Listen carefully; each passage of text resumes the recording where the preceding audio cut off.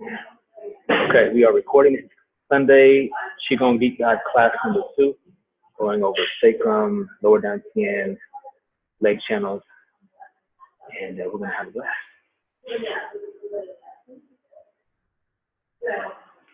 Okay. Happy Sunday, everyone. Yeah. Thanks for being here. So, we probably have 1 or 2 more people, but we'll just get rolling. It's 5 after. So real quick, how is everybody doing? Good? Yeah. I know that we have busy lives, so again, I want to honor you and show a lot of gratitude for you taking the time to be here and be present. So let's drop in. You can be seated, or you can even lay down if you want, whatever feels most aligned for you. Then feel your tailbone like an anchor sinking down into the ground, into Mother Earth. Begin to attune first to your posture. And your shoulders relax back and down. Your crown extend upward and gently tuck your chin to open up the neck. Feeling that connection between your brain and your heart.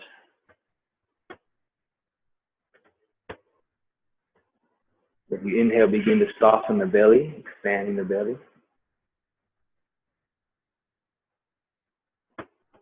And as you exhale, begin to let out a subtle sigh.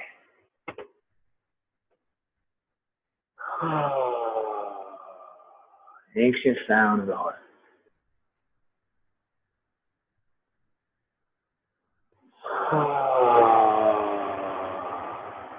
Feel your presence becoming fully here and now.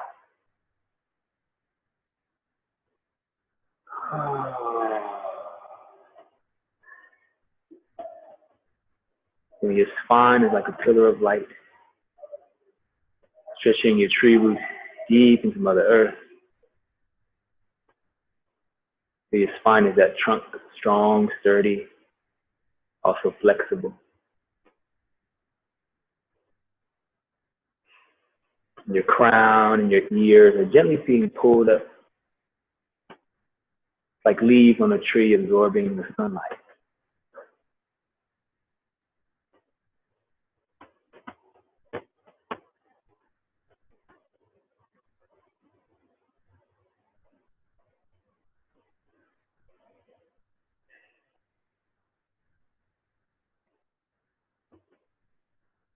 When you're ready, you can slowly open your eyes. And as you open your eyes, still checking in on a physical level. What is your vitality? What is your energy level on a very physical basis? Hey, Kelly. Okay, yeah. Oh, good.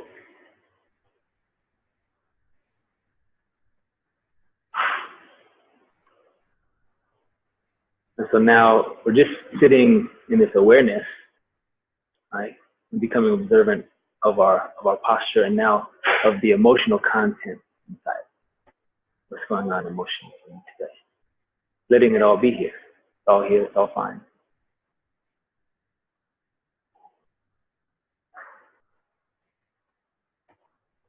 Observing the quality of your breath.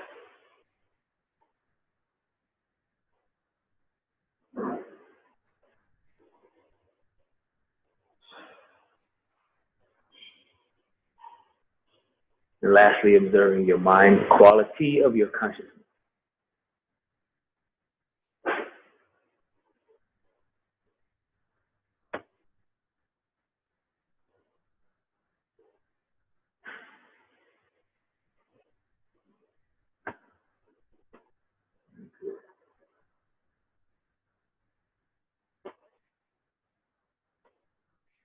Making little mental notes. Like there's a whiteboard behind your awareness, and it's like, there's something going on in the mind. Or there's something going on in my emotion. So when we're developing our Qigong practice, we always attune to those 3 in temple correction: posture, the breath, and the mind. And usually the breath will guide us into our emotional body easier. Like what happens when you get angry, upset? The breath starts to get held up tight. What happens when you feel sad? The breath starts to become slow and kind of dull a little bit. Like, so the breath will usually guide us into the awareness of our emotional body. Okay. And then lastly, when you're observing your posture, it's also a cue. Where's my mind? Speeding forward into my day. You know, am I like, oh, not very happy right now? So the posture is always a cue for our emotional as well as our mental wisdom. And today, so we're diving into the sacrum. I'm gonna cover a little bit of theory, not too much. I'm gonna get right into practice. And the sacrum as like the seat of not only our like gravity. So when we're practicing Qigong, you always hear about like dropping the hips, tucking the tailbone, and moving from that place, moving from your lower Dantian. And to take it out of the super esoteric, it's like, oh, my lower Dantian is directly connected to my navel or second chakra, right? It's also connected to your gonads, your testes, your ovaries, your sexual organs, right? So when these areas are locked up, then also our creativity, our sexuality can be locked up from fear, from repression, from whatever the case, from trauma, whatever the case may be. And the lower Dantian is the first three chakras.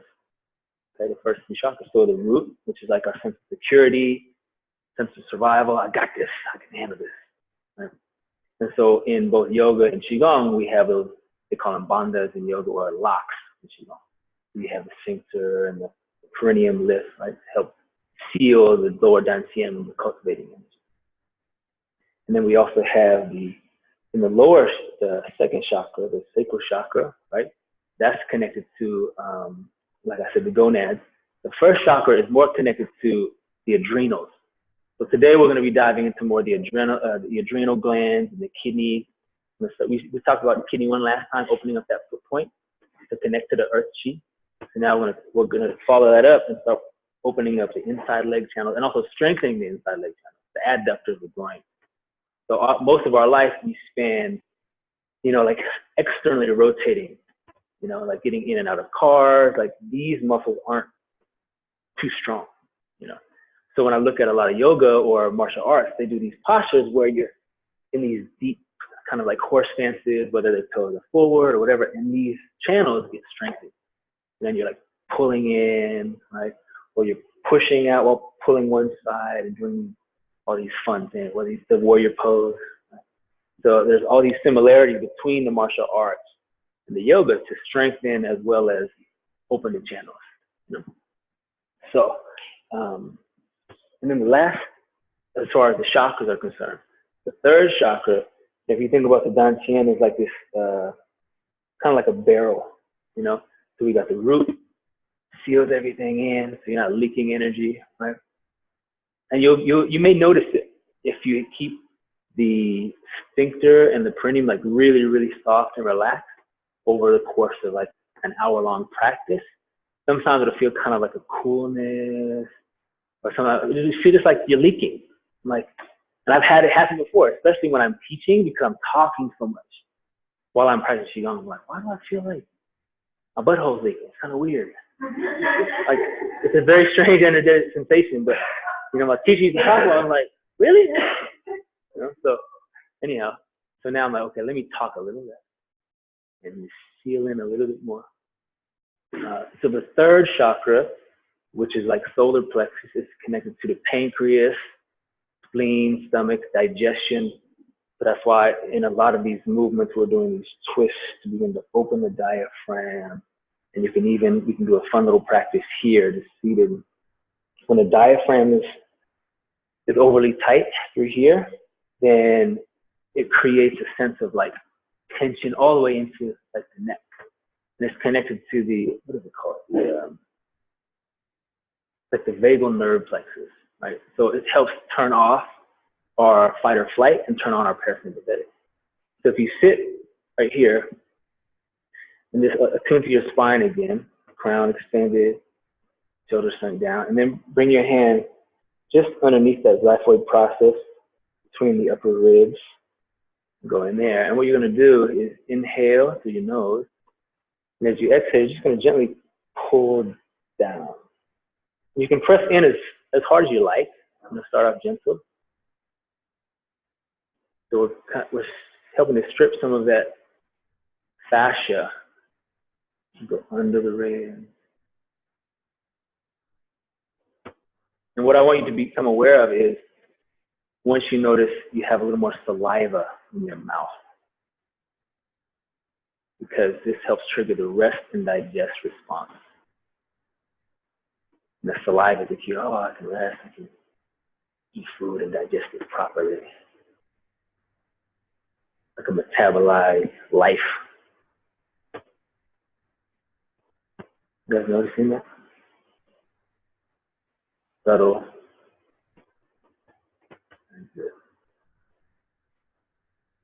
Then you can lift. And notice how that simple thing shifted your energy or your consciousness. So I found that I do that throughout my day just when I'm like, oh, things are feeling tight.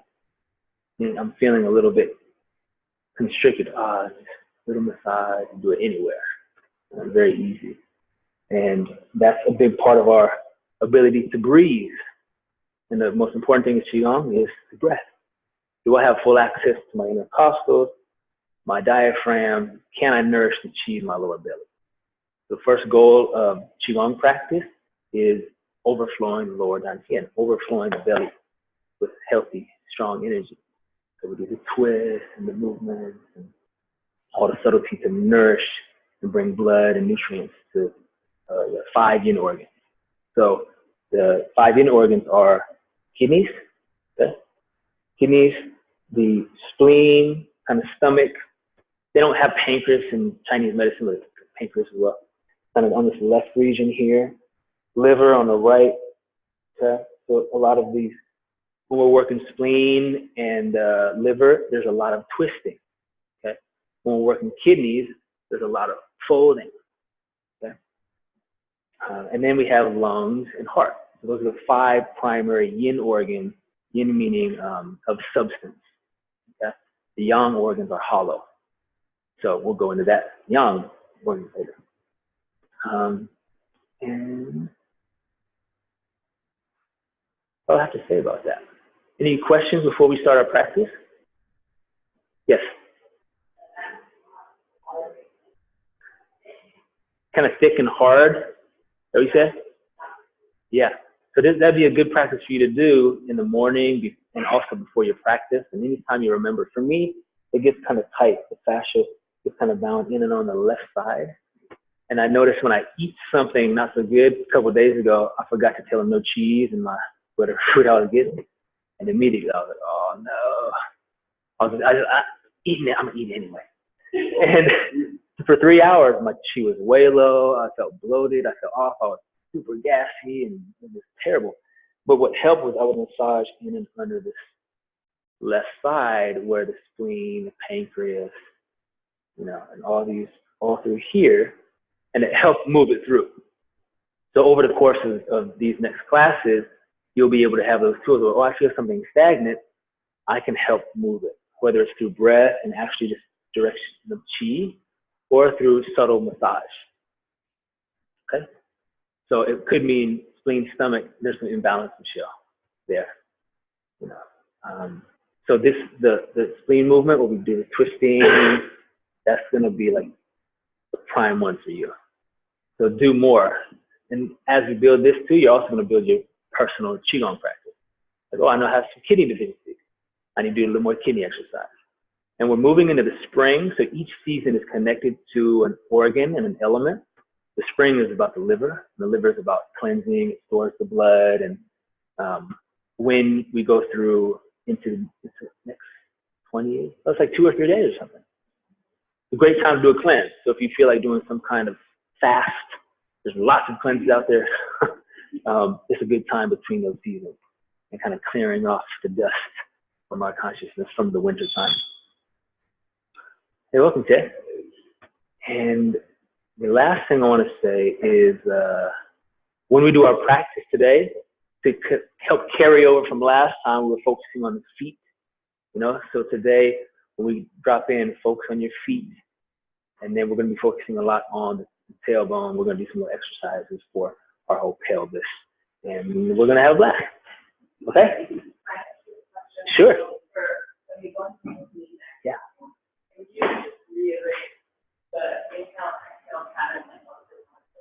Mm-hmm. Definitely. Tricky.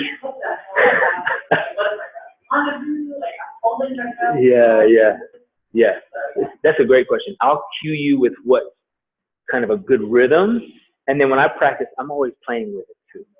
I'm like, what if I just hold my breath on it, like for one full thing? You know, so there's a couple of scientific perspectives around that we can cover as well.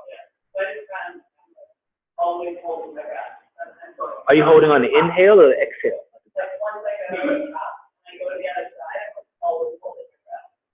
Mm-hmm.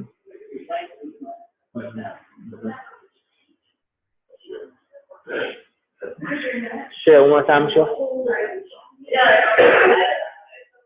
I can't hear you. No, I will review it. We'll all do it together. Yeah. Okay, so come on, stand up.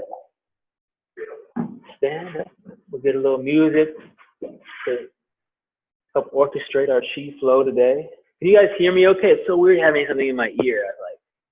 I'm extra loud in my own ear. Okay. I can? Okay. I feel like I'm yelling in my own ear. But that's good. It's good feedback. So I'll speak louder so you can all hear me.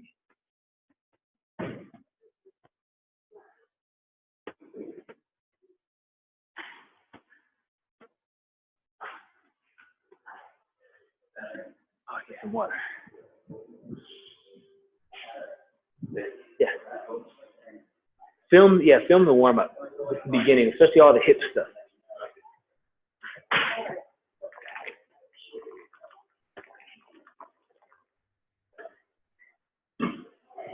Okay. Y'all ready? So we step out, feet shoulder width apart. Good. And then allow your feet to shift forward and backward a couple of times, bending the knee, tailbone sink. Your shoulders relax back and down. Chin tucks gently. With your crown being pulled up, like you're holding the sky. Good. Then squeeze the toes and then extend the feet. Activate your kidney 1 point. And as you exhale, breathe down into the earth. As you inhale, feel you're drawing chi up from the earth, up the leg channels to your roots, filling your belly. Very good. Then we bring our hands to the heart. Get a deep trust in your soul. Calling in your soul essence, full presence in your physical body. Now as you inhale, open the eyes, open the arms, honoring all of life, all of creation. We raise up into the sky, opening our heart to the divine within. When we draw in the chi, we want to spiral at the brain 3 times, transforming our mind, clearing the pineal gland. And we breathe in, raise the hands up 1 inch. As you exhale, let the hands float down body. Pouring this liquid light through the spine.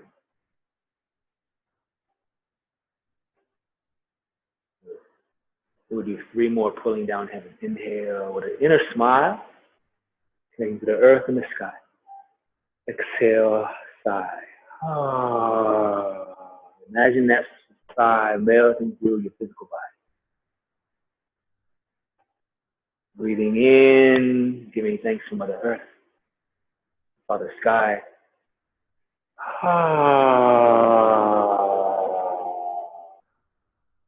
Melting through our energy body. dropping our mind and our emotions into the earth. Big inhale.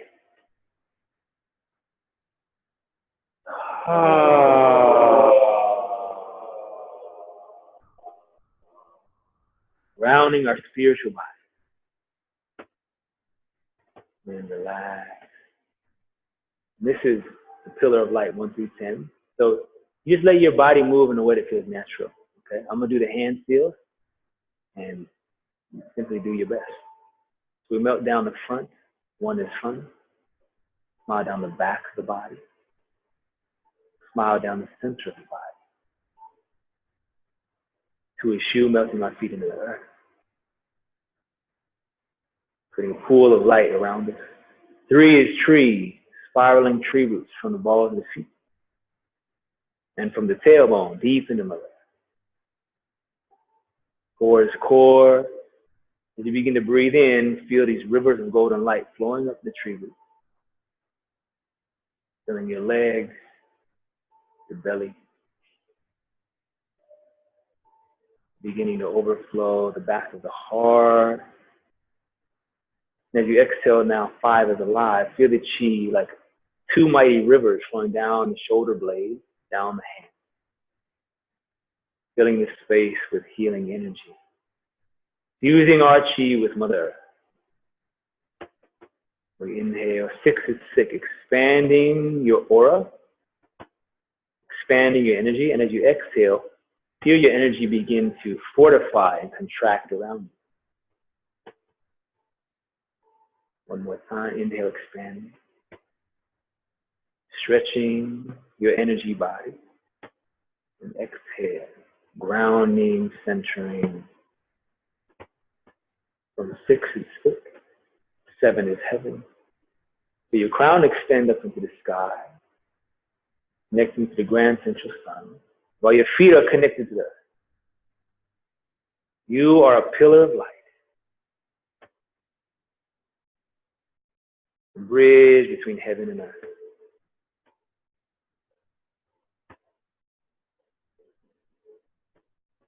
From 7 is heaven, 8 is gate. Inhaling, absorbing light, energy through the pores, through all the gates of the body. And as you exhale, imagine your pores closing, containing this universal chi, getting brighter and brighter in your spine, central channel.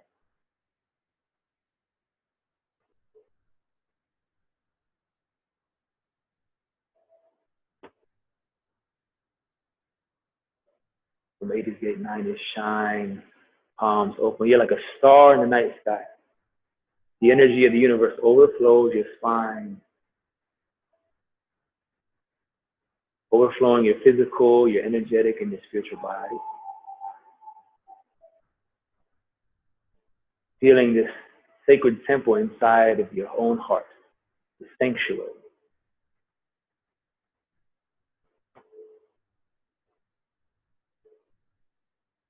The 10 is begin with the inner smile. First invocation, we pull down that pillar of light, cleansing our body and our mind, surrendering attachment to our ego. As we breathe in, the second invocation is to create that sanctuary externally. As we pour this light through our central channel, we use sword fingers, with laser beams of healing light going through the floor, the walls, the ceiling, creating a sacred space to practice, to heal.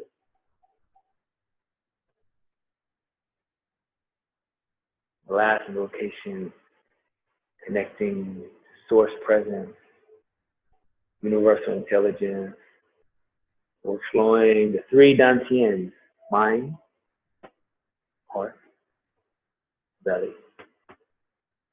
And then rest here for a moment. Little space under the arms, fingertips connected, tailbone drops down. Very good.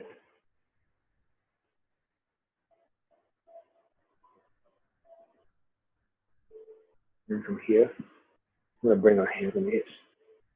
So our focus today is on the sacrum, diaphragm as well. So this movement We call it up slide and down slide. So I call it the Beyonce.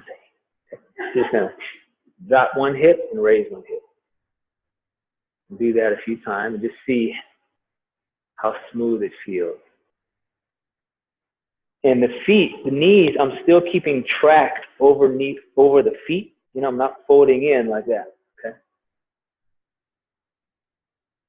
So observing the quality of the movement there. You can make it slower or faster, whatever you like. Good.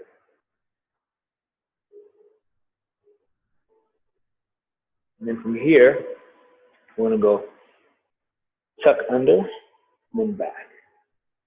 Anterior tilt, tailbone is backward. Posterior tilt, tailbone comes under.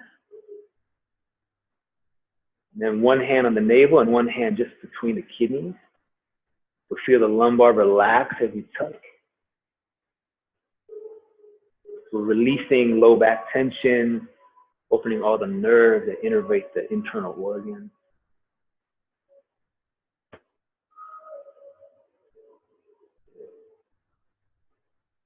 One more time. Excellent. Now the next one is basically an external rotation and an internal rotation. So you're going to go here. When we do like Tai Chi stepping or Qigong walking, when I'm moving, I want the knee, the hip, and the foot all to be like one unit. Okay?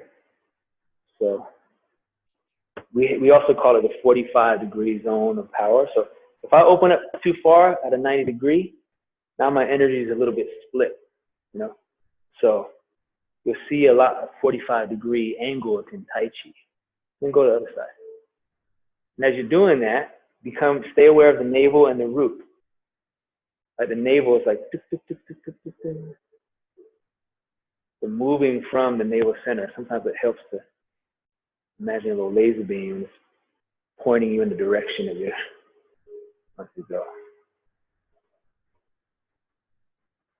And all the while, the sacrum is, it's like digging through the earth.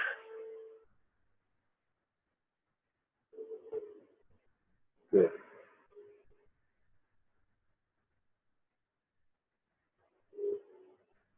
So that's good. Nice.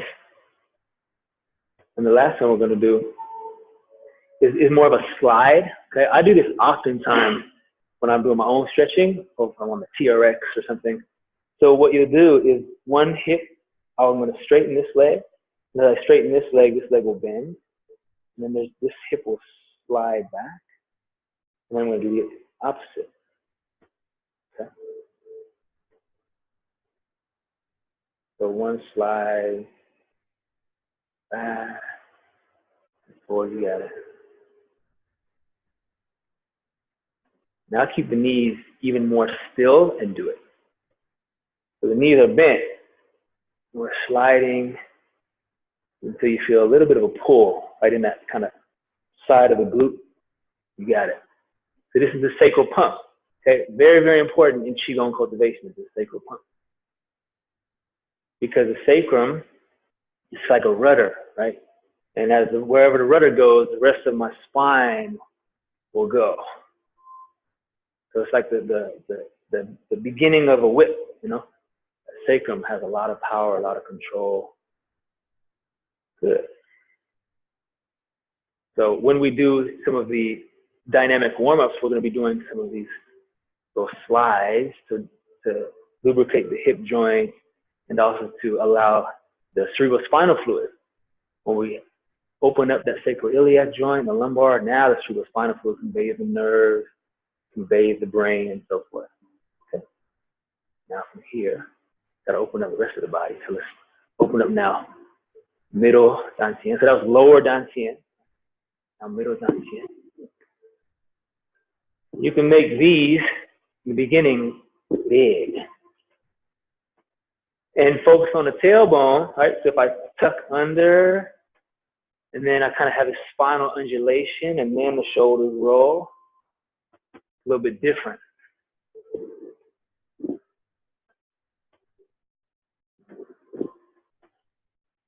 Good. And go the other way.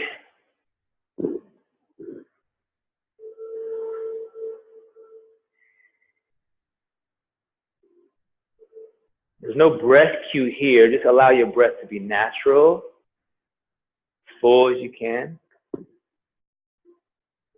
Start to feel that you're drawing chi from the earth up through your legs, through your sacrum, then up to your heart.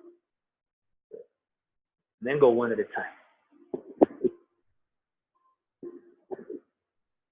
So in this posture here, the shoulder blades are going boop, boop. So all that connecting tissue between the rhomboid, the mid-back are getting a little stretch, a little open.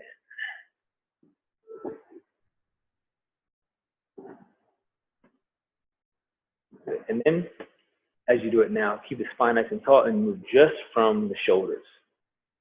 Just like smaller movements. So this we call the scapular pump or thoracic pump. Very good. And the last one, hands like you're resting on a big, beautiful ball of energy. Then we roll. So one of the primary lymph node areas is right underneath the armpits. It's also connected to the heart one point. So as I do this, I'm like feeling like my armpits opening and my shoulder blades are doing this nice slide. Good. And then the rib cage, intercostals are doing a little bit of natural opening and closing as well. And go the other way.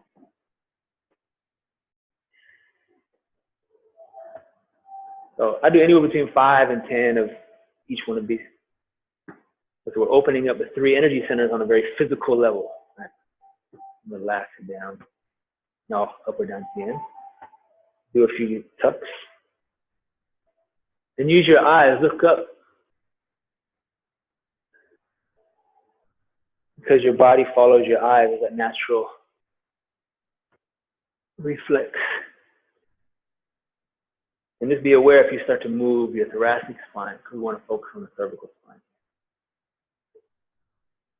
Good. And then align the head level. And we're left and right a couple times.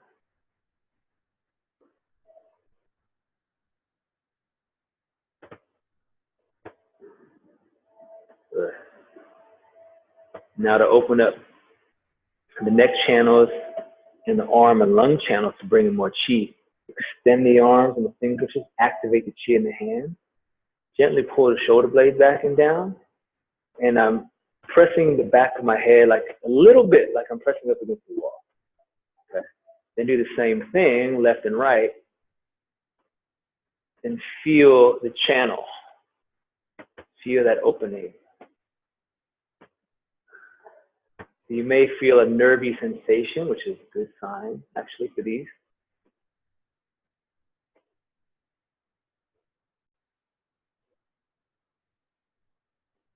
Good. Now I'll be your mirror.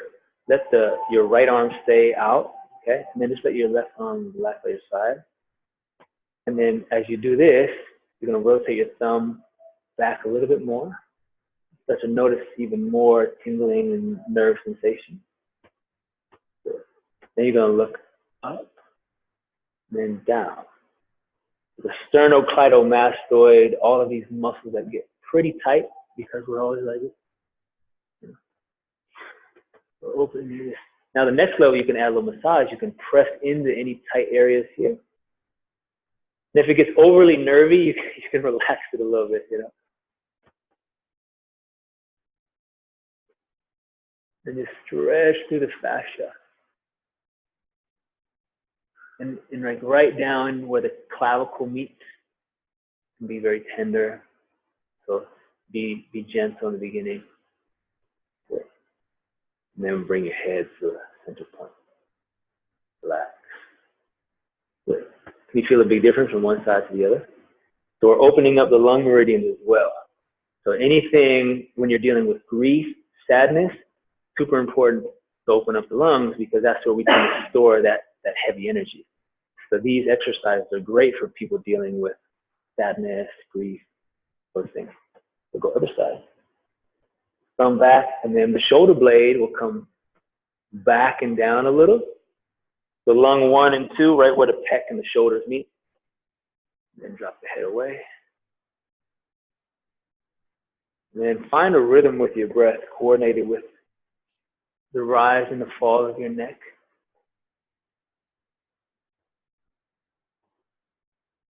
Still staying aware of your feet and your tailbone. Make sure that you don't start leaning over either, okay? Keep the spine as tall as you can. And then add that little bit of pressure, a little self-myofascial release, going wherever you feel called to. And as you breathe in, imagine your breath is like liquid light, filling the tissues. As you exhale, feel you're letting go of anything that you don't need.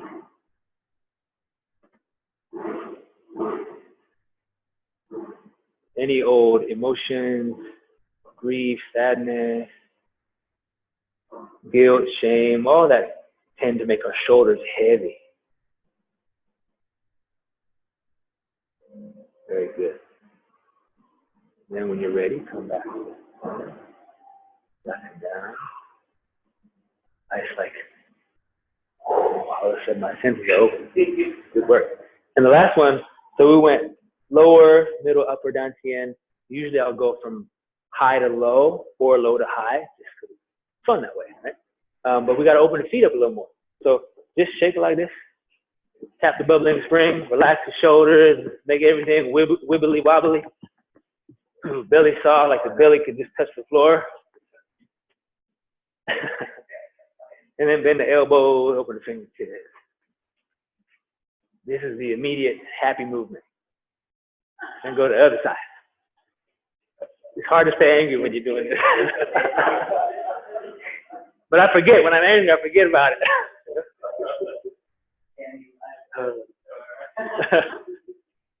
Good. Then come back, and then just shake it out for another minute. This is an extremely important part of Qigong because it activates our lymphatic system, which clears cellular waste. And there's whole systems now in Western science and physiology, and they call it rebounding, where you do this for anywhere from 6 to 30 minutes, just bouncing. Just bouncing, getting the lymph moving.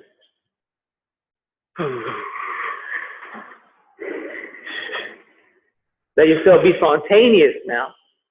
You can move a little forward, a little backward. Start to take those cleansing breaths. Right? So we know the warrior's breath. We breathe in with sound to the nose. And a little bit more in the chest.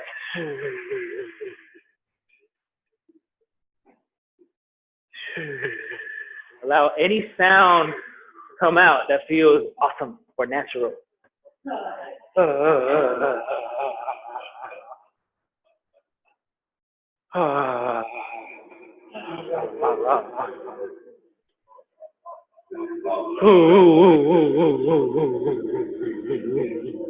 Let the jaw relax.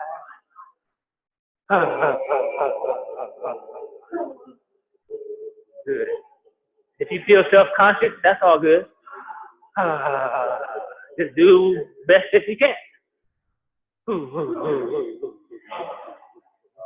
We'll do another 30 seconds here. And then feel free, you can lift the toes up if you need to. And just do whatever you need.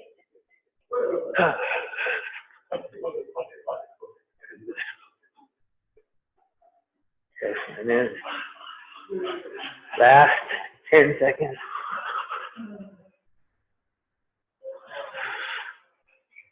Okay, now stop. Be as still as you can for 3 breaths. Bringing your awareness to the sensations inside. Slowing the breath. Going to that belly breath. Feel the energy in the feet. Notice the energy in your hips, sacrum, your lower belly. And send a smile down to your belly. And a smile down to your feet. Saying, thank you. I appreciate you.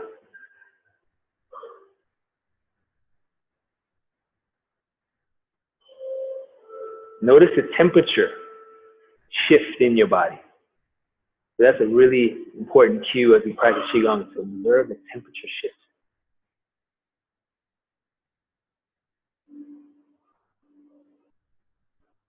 Now we bring our hands on our belly. Very good. Fingertips aligned. And if you have trouble seeing, you can also shift your body if you need to, because you don't have to turn your neck so much. Okay? You can get perfect like that, like that. Good. And then from here, inhale, feel the belly. Exhale, bring your hands together. As you breathe in, let the belly expand and the perineum and sphincter relax. As you exhale, gently pull up on the sphincter and the perineum. Inhale, expand it. Observing the lower belly.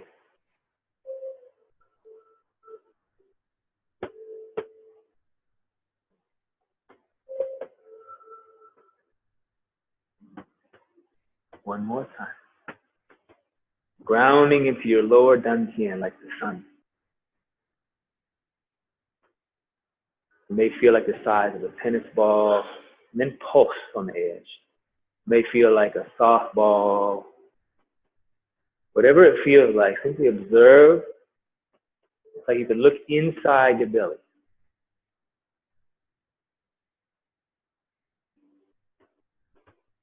Pulsing on the edge of the chi field. Now we go to the first movement, balancing the three treasures. Inhale, it's like stretching tassel.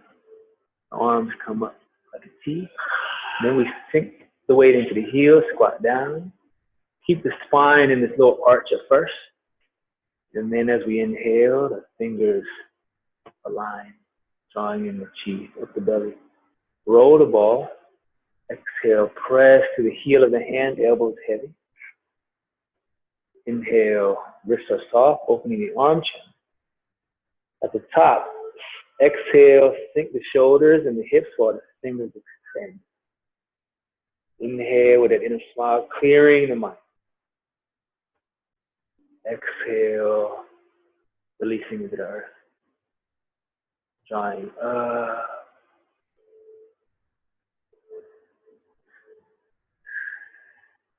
Exhaling. Feel the shoulder blades gently round and open.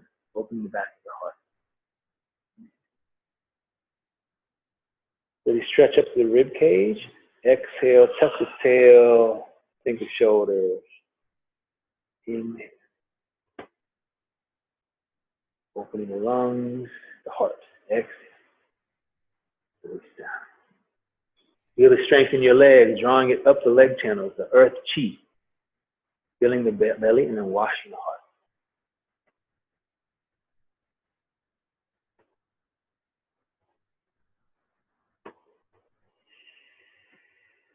Good. Now the movement will shift. And the only change is we're going to round up. As long as you don't have any lower back injuries, so crown to the ground, bend the knees, engage the core, come up one vertebra at a time. Still holding that ball of energy. And then as you roll, sink the hips a little bit. Very good.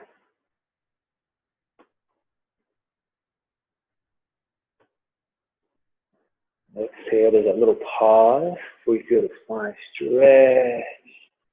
Inhale. Now the eyes have a soft gaze.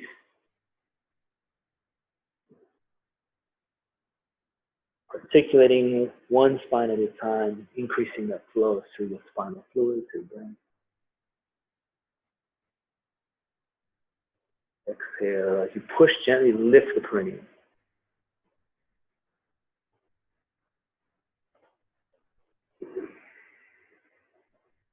Two more at your own pace now. If you're moving through a sea of chi.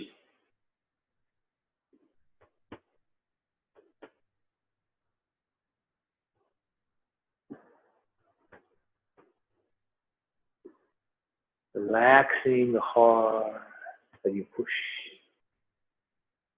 Feel the crown extend and push.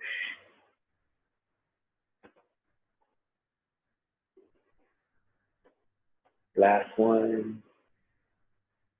Pulling down this arc of energy around and through your body, under your feet. Strengthening our lower belly. Strengthening the heart.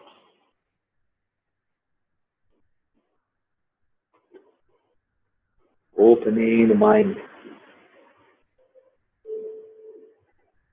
And pause here for a moment. Fingers are stretched, shoulders are relaxed down, tailbone is relaxed down. And do these very small spirals from the shoulder girdle. Feel you that pillar of light. Your feet are tree roots in the ground. Your fingertips are plugged into the universe.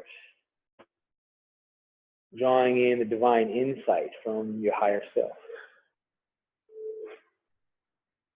Calling that deep soul wisdom. Let it penetrate down through your arms and fingers, down through your brain, your heart, down into your belly. Grounding that wisdom into your feet. And stay tall and adjust your wrist and breathe in with that inner smile. Stay tall, and we're going to arc the hands inward. Palm to palm connection. We go from movement to stillness. Relax here for about 3 breaths. As you inhale, let the belly expand. You exhale, let the belly come back. If your mind wanders, bring it back. Bring it back with the breath.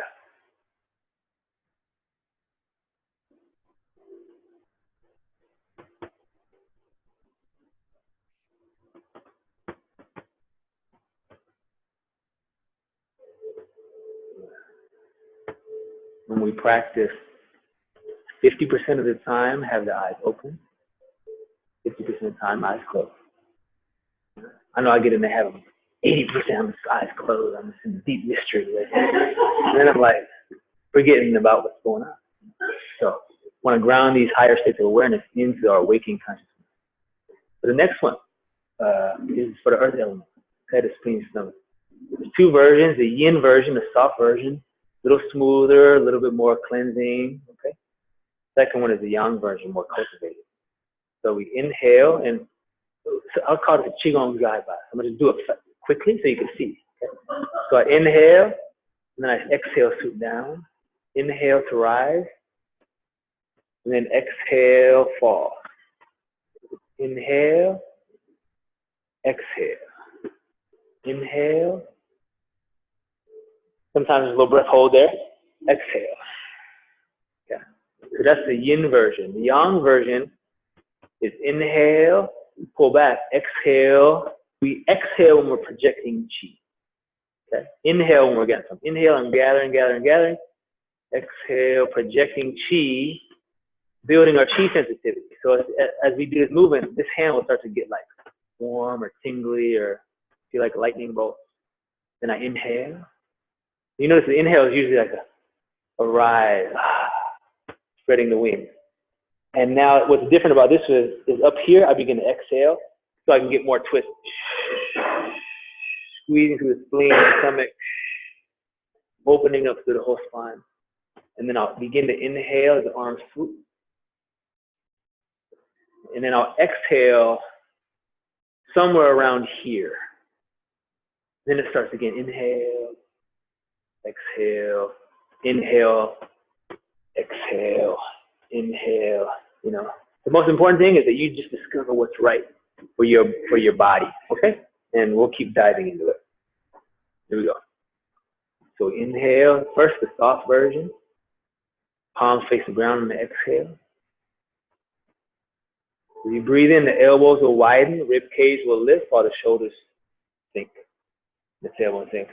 And we look up through that diamond shape in our hands. And the elbows come in, tailbone drops, fingers float down. Inhale. So think of it small. The first one is small frame. No big wide movement. Exhale. As you breathe in, elbows rise. Very nice. Exhale, elbows come in, fingers float down. Palms connect, carry. Palms face the earth, exhale. There's a little wind up each time. Inhale. Looking up to that diamond shape. This helps improve our balance and our proprioception. Elbows in, fingers float down. Breathing in. Breathing out. As you do this, remember the hips, so gently folding into the hips, knees stay bent. Inhale. Tailbone dropping down.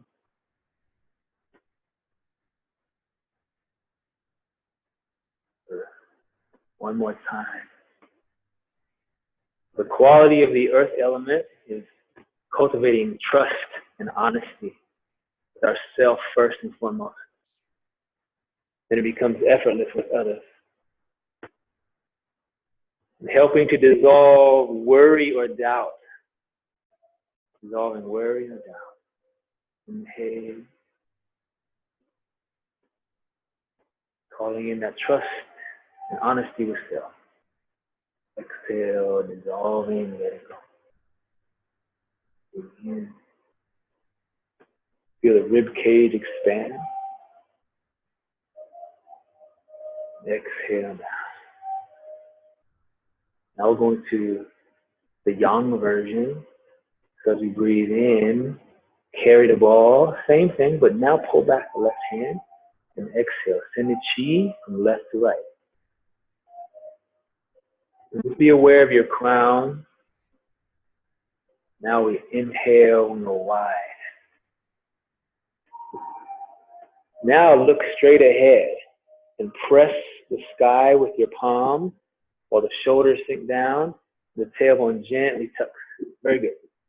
Turning and then inhale as you come down. Once the hands reach about the shoulder height, you begin to exhale. Palms connect. Carry the ball. Pull back that right hand. And exhale, sending trust. Deep trust in yourself. Inhale, expanding your wings like eagle feather.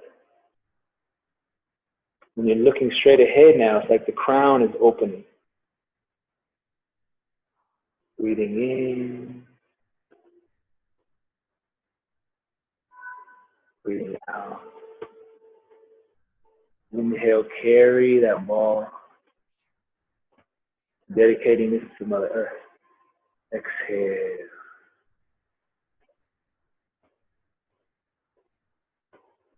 At the side, breathe in. Feel your shoulder blades like wings.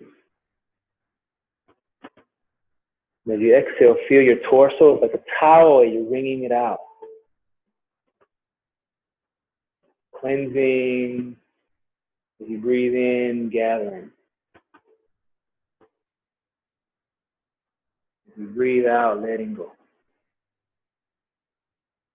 Palm to palm connection, breathing in.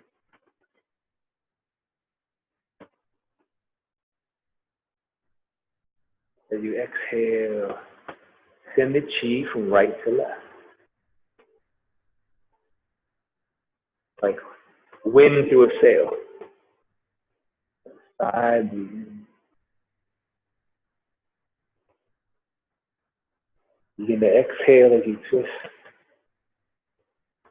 Once you've exhaled all your air, if you're still turning, just be in that no breath. Begin to inhale when you're ready. Exhale, connect. One more time, go at your own pace now. Allow the wisdom of your body to guide you.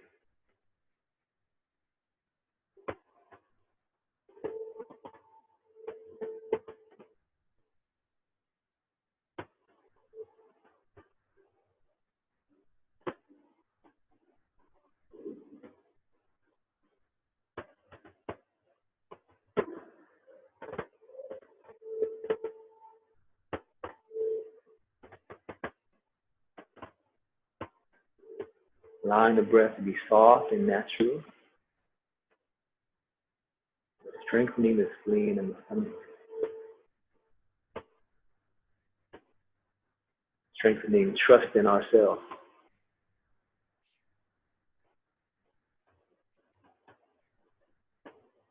And the color of the spleen, earth element, is golden yellow.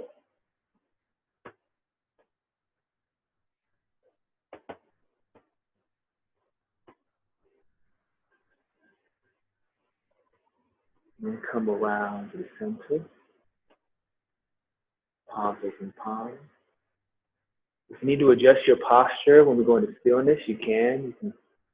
Anything gets tight, adjust, you move. Then rest for 3 breaths. Happy, relax. Smiling down into the sun inside.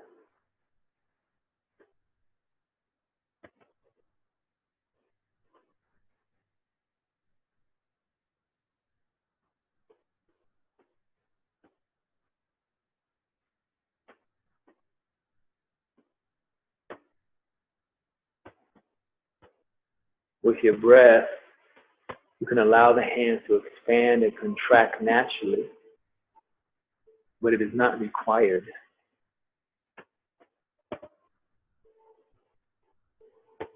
Be sure there's a little space under the arms. Help open up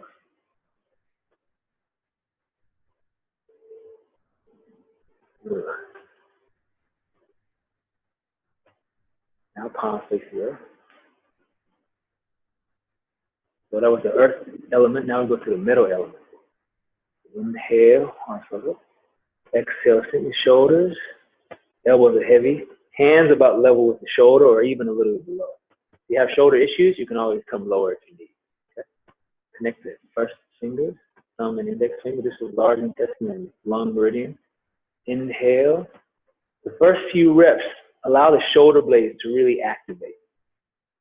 So it's like you're cracking a walnut between the shoulder blades. As you open, as you exhale, I imagine my back like a cobra hood. Expanding. Focusing on that thoracic pump.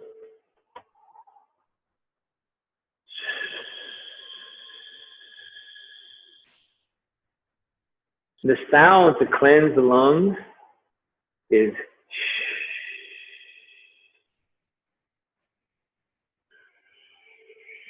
it's one of the first things we do when we comfort someone who's crying. Oh, okay.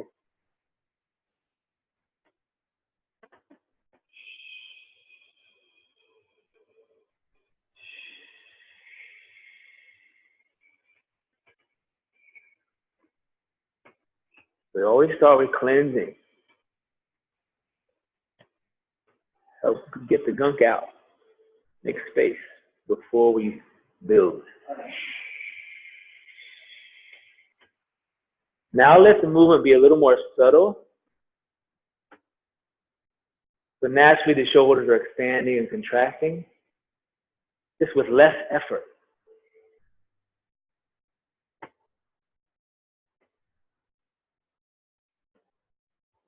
Now focus as you breathe in, white light filling the lungs, cultivating self-honor, courage, integrity.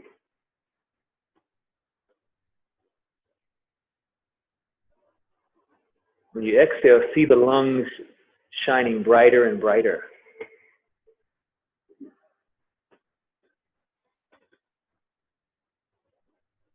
Going at your own speed, smiling to your lungs. strengthening self-honor, courage, integrity.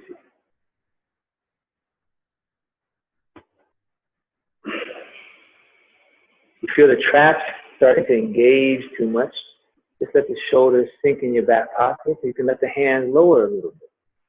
So what's most important is this action, the opening and closing of the thoracic spine. Last couple. Now shift from your heel as you come forward. After the hands come forward, the heel sink back. Just pause there for a moment. Notice how that feels. So we're releasing the kidney 1 point. So you may feel like a rush of energy kind of flowing down. Now as you breathe in, shift the balls of the feet. Now we're closing the kidney 1 point, opening, stimulating kidney 1. Hold that. So now we're activating front side of the body, activating.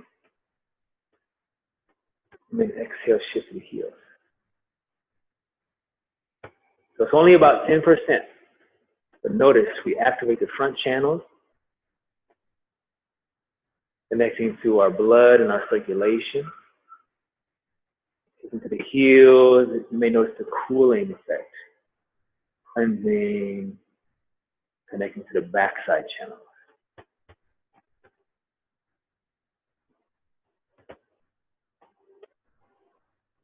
Last two now.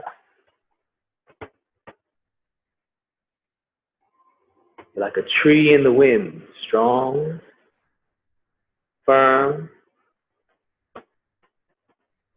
yet flexible.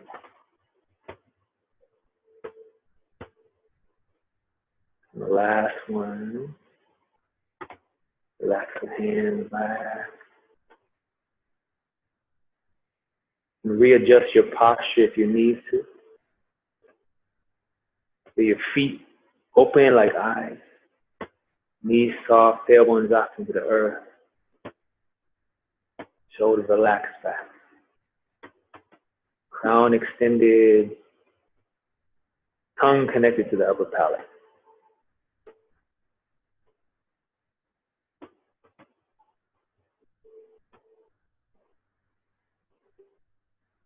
Observing how that movement has shifted your consciousness, your energy.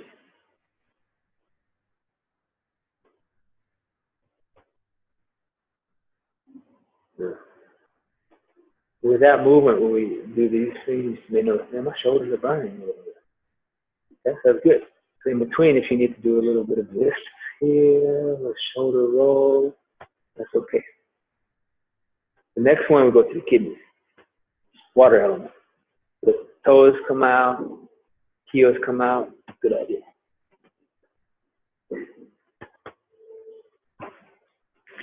Water element.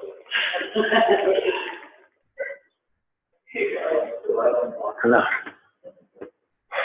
Serious, Qigong is a real workout.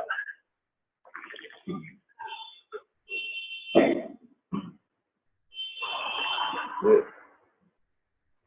So next up, the feet are now about double the shoulders.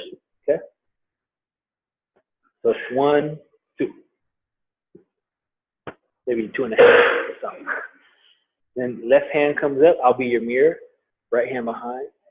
Sink the shoulders first, and do a couple tailbone tucks and tilts, and just find that sweet spot.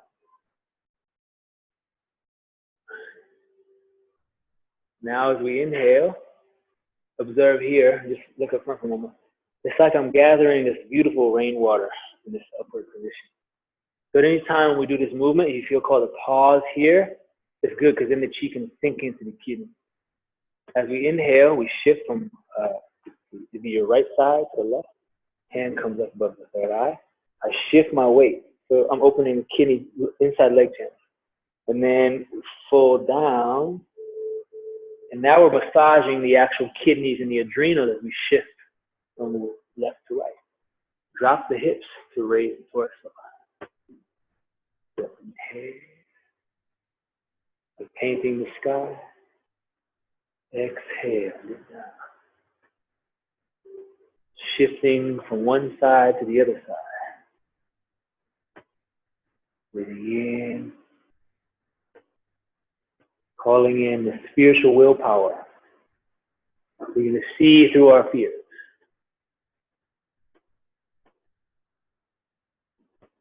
And I invite you to play with your spine.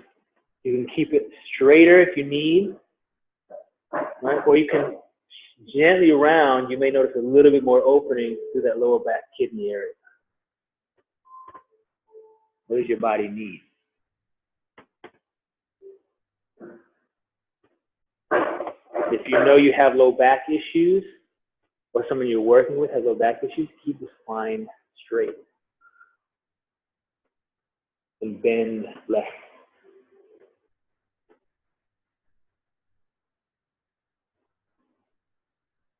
The scooping of this healing water.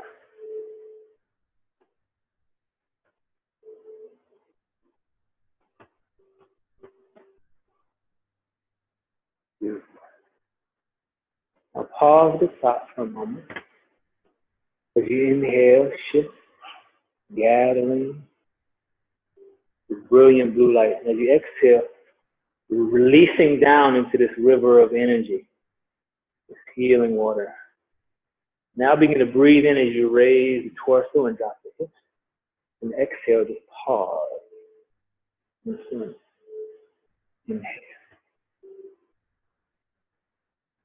Exhale.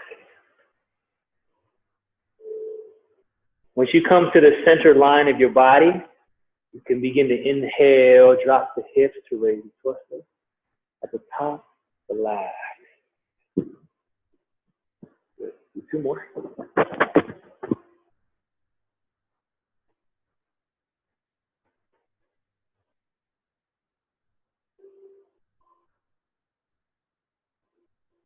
Sending that smile to the kidneys. Cultivating wisdom.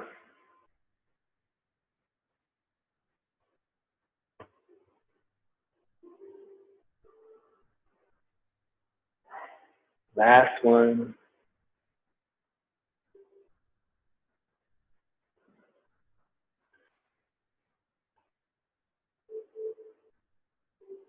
Top, rest. Sink the tailbone a little. Catch that healing rainwater. Letting the chi sink into the kidneys and low back. Now we change hands. Good. Once again, relax the shoulders back. Get the tailbone drop. Breathe in. Breathe out. So there's two breath patterns that I use. The first half, I do more cleansing, so it's a little bit quicker. So it's an inhale across, and an exhale to cleanse and release. Helping dissolve any shock, fear, or trauma in the nervous system. We're gently, as we dip down, we're massaging not only the kidney, but the adrenals that sit on top of the kidney, clearing the cortisol, the stress hormone. So play with this one, going at a little faster speed now. No need to pause, just play with this.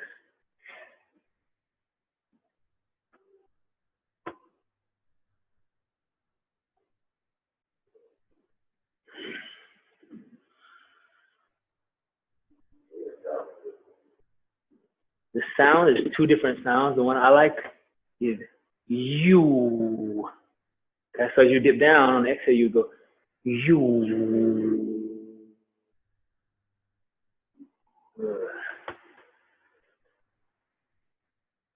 You.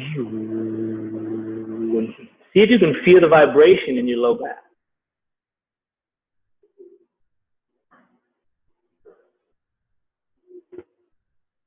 You.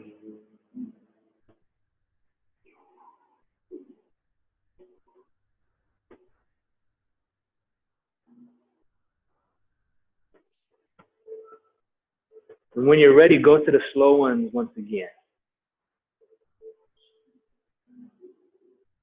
We're doing that pause at the top.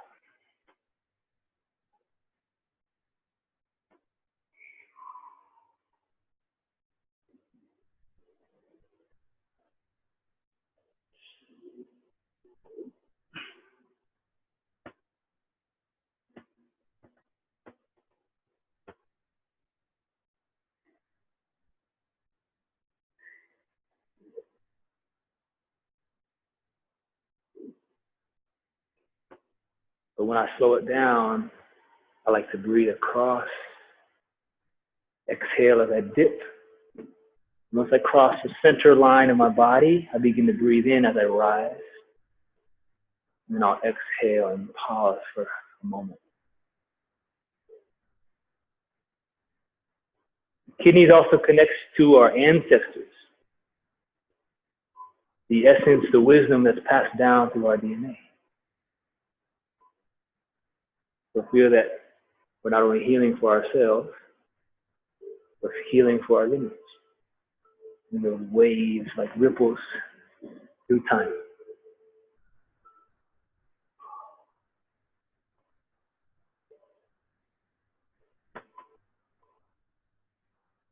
Last one.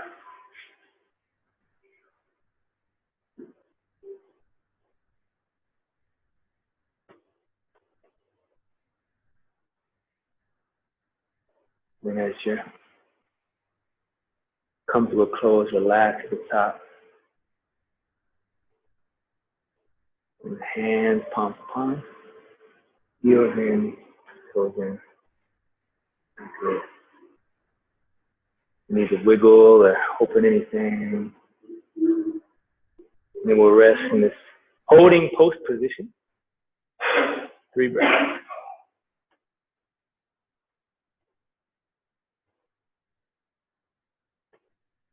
As you do this here, just bring your awareness to your perineum, your sphincter. Gently pulling up. And exhale. And when you inhale, it can soften, but don't let it relax all the way.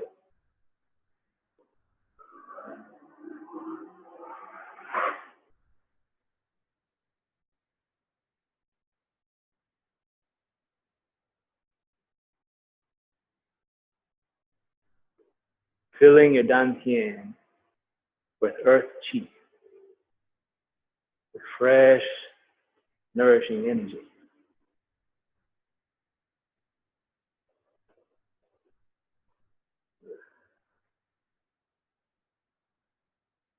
Now move to the liver, the wood element. We bring the hands in and under. And we're moving through the first area I want you to focus on is through the rib cage, the intercostals, and the solar plexus, right? So we're massaging through the diaphragm a little bit. And the spleen movement also does that. We get that nice lift and stretch the diaphragm. So now we're doing more compression, okay?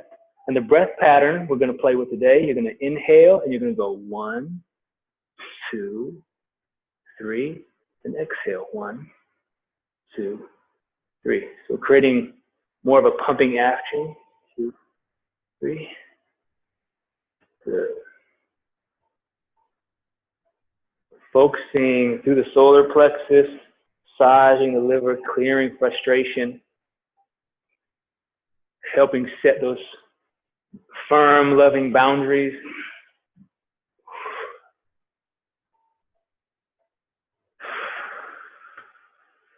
Good. Now I want you to do it with just a little bit more muscle. Good. You'll feel the muscles contract a little bit.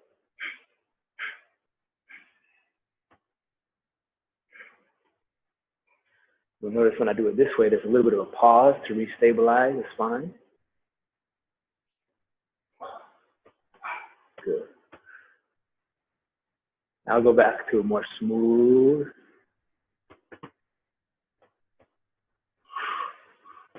Going from yin to yang. And then yin again. Now we're doing it soft again.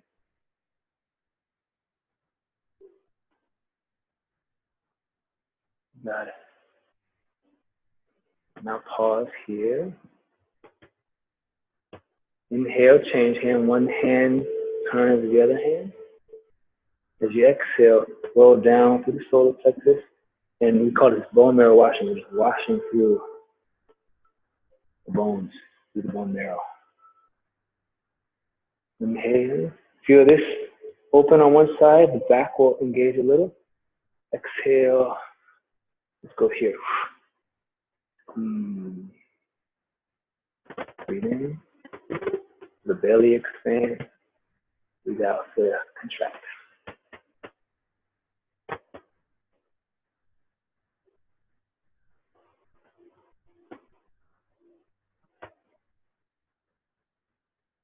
The color is green, like the forest, or an emerald green light sparkling in the sun.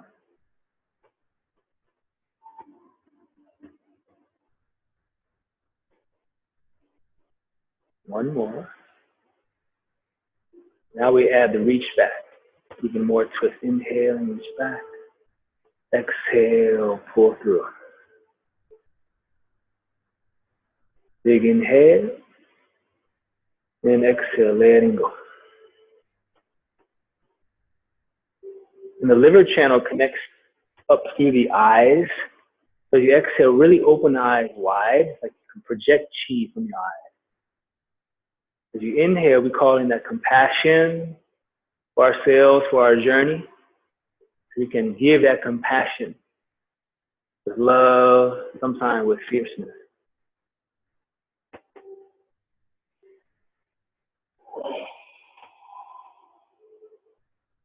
We're stretching through the liver as you reach back.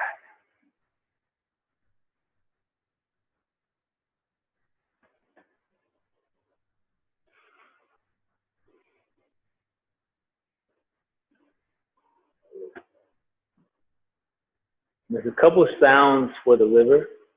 You want to play with that? One is shoo. Okay. Leave the exhale. Shoo. Inhale that brilliant green light, calling in compassion. Exhale. Shoo.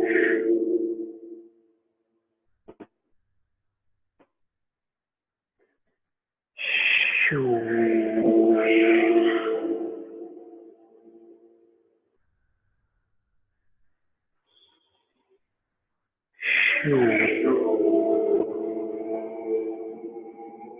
It's important when you do the sounds to lift up on the perineum and the sphincter to help increase the vibration. Feel more vibration in the organs.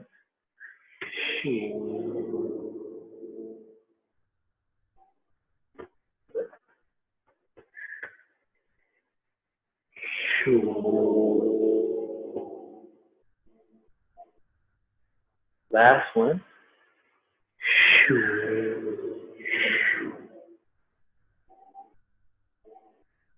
Now do two more each side.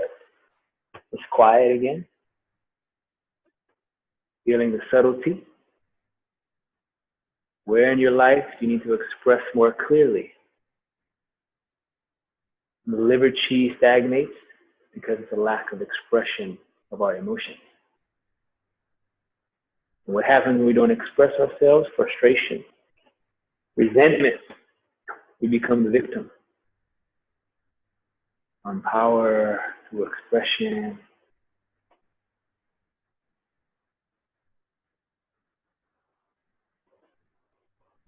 Last one.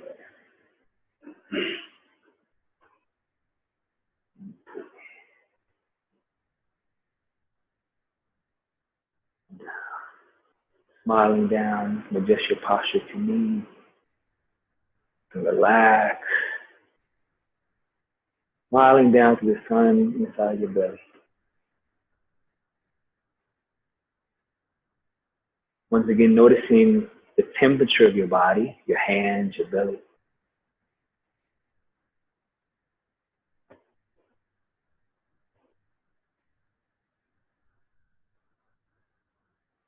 That warmth is a sign of increased blood circulation and chi flow.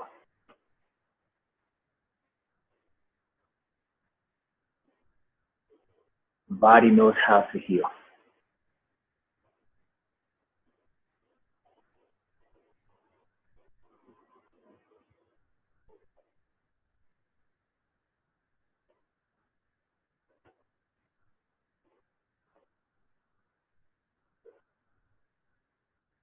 In the hand position, as the fingertips are aligned, it's just about level with the navel. And depending on the Qigong tradition, some hold it like this, like there's a plate on top. Some will hold the position kind of more lower for the sacrum like this as well. Okay. So both of these are acceptable. If we were doing like filming, we would all do it one way. We all have to, but, it's important that the whole reason why I'm doing this is you learn for yourself. What's the energetic patterns for my body, for my system? Because everybody's a little different. Okay. So do that a couple of times. Notice what happens when you have it here. Just here.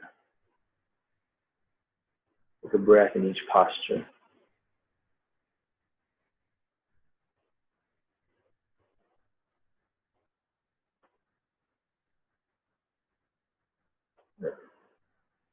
The last one is for the heart fire element. Bring the left hand on top. One hand collarbone height, one hand navel height. Inhale, expand. We're connecting the central channel. We do this 3 times. Loud gong is like this beam of light between the centers of the hands. We're expanding our heart, connecting to our belly and our brain. And we rotate that sphere. One hand steers the other hand. 3 more times.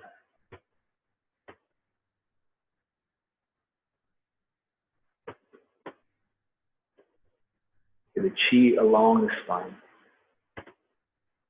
Heart connecting to belly and brain.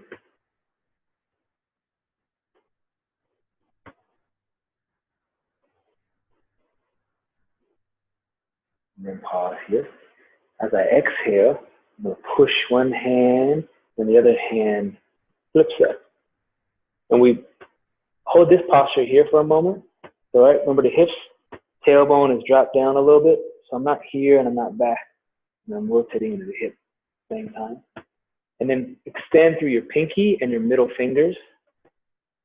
Okay, so actually, all 3 of these fingers will start to rotate toward the sky. So you feel just a little bit of nervy sensation. The shoulder stays relaxed. Because that's the heart meridian connecting in. So we're also getting all the lymph cleansed. As you breathe in, the palms will turn to face each other. Good, and we carry the ball back to the center. Okay, so that top hand stays on the top. Don't flip it. Okay, stay on top. And as you exhale, the top hand pushes the bottom hand. Stretch through the pinky fingers, especially. Good. And the lower hand now, just look up here. My elbows bent, shoulders are soft, and I'm pushing like I'm pushing into a wall. Okay? There's not force, but I'm extending, I'm activating the hands a little bit. Okay? Good. Inhale, hands connect. Carry that ball with curiosity, with joy, and exhale. Letting go of any anxiety from the heart. Inhale, gathering inner peace. Exhale, dissolving the heart. In. Breathing out.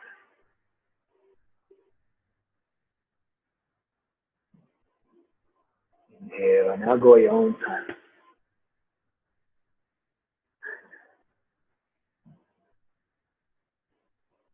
As you stretch up, you'll notice a nice opening through your thoracic spine.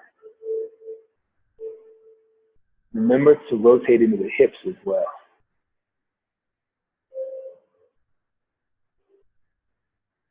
Fold into the hip crease. We call it the qua or gua.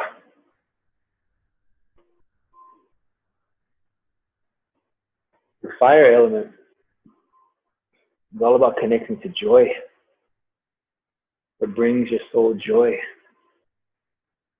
sense of curiosity and play,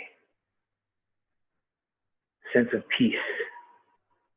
Expand the walls of your heart. Give yourself permission to play.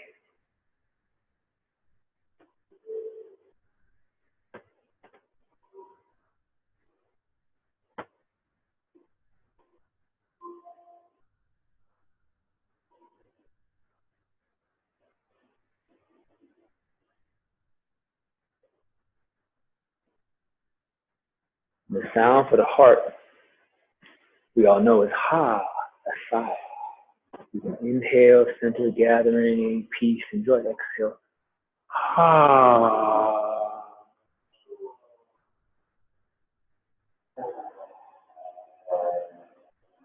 Ah.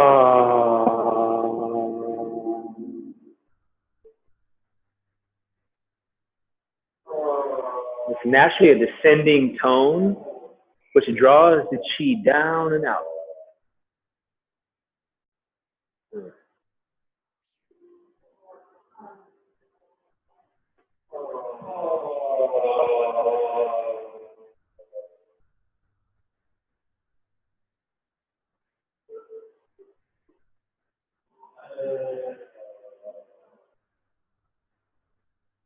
Letting go of any unmet expectations of the heart.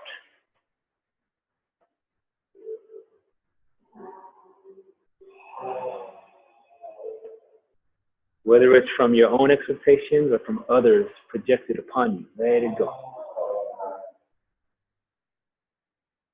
Then return to a more soft, natural breath, calming the heart.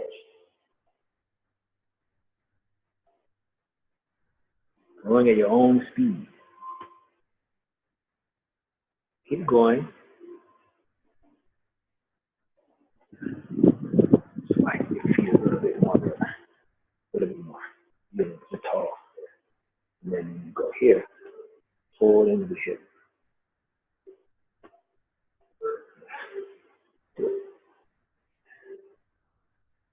Move forward a little bit. And back. Back to the table. And forward into the hip. You just free your hips up. Yeah, that's better. That's what I wanted to focus on. Okay. Last one each side. Tuning into the wisdom of the heart. Childlike innocence.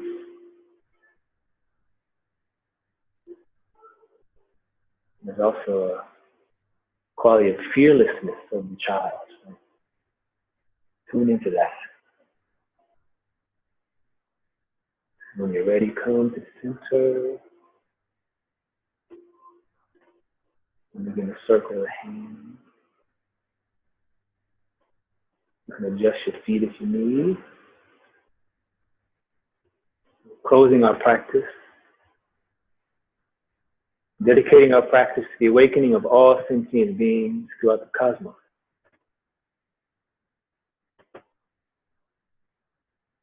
Tuning in to your belly, pouring now your own intention and dedication for your practice.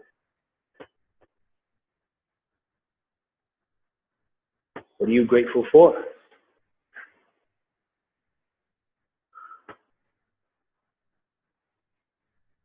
And where do you need support and guidance in your life?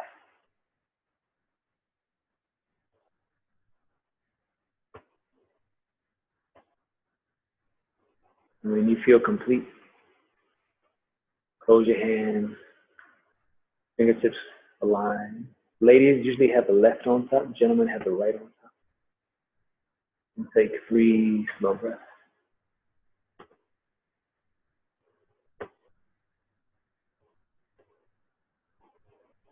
Pouring that healing energy into your Dantian.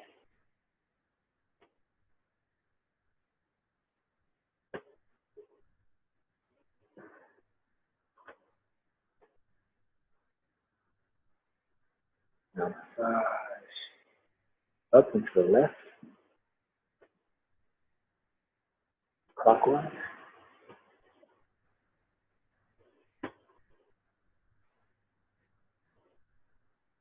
And then smile down, embracing all of you, all of your gifts, all of your shadows, every little thing.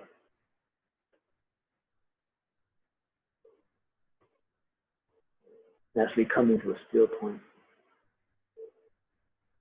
Relax your hands, open your wrists, fingers, ankles, shoulders, and the hands. Anybody sweating a little bit? My hands are sweaty. It's a lot of chi going on. Massage your face. Take all of that healing elixir we just created. Opening up forehead and temples. Your eyes.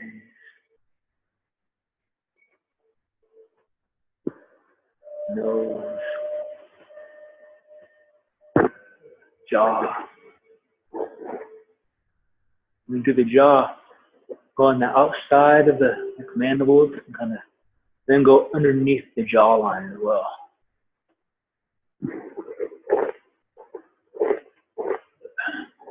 Then down to the neck. This is another primary area where our lymph nodes are, right through here. And down to the membrane, the sternum, and tap. The primary lymph areas, neck, right through here, the sternum. It's really good for boosting your immune system and clarifying your lung chi. So you immediately get a kind of a jolt of energy if you're feeling sleepy during the day. On the arm channels, pack it in. Other primary area, under the armpit. And both down. Other side.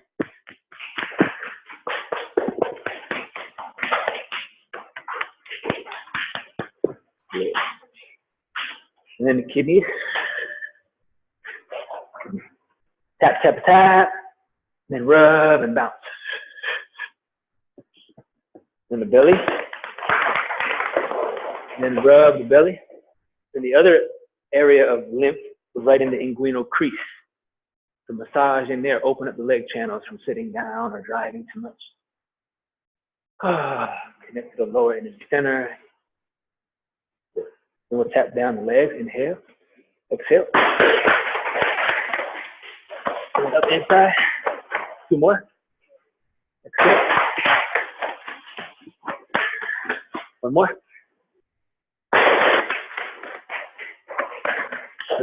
The feet together. Open the knees and the ankles back up. Breathing into lower back. Holding the eyes of the knee and then go the other way.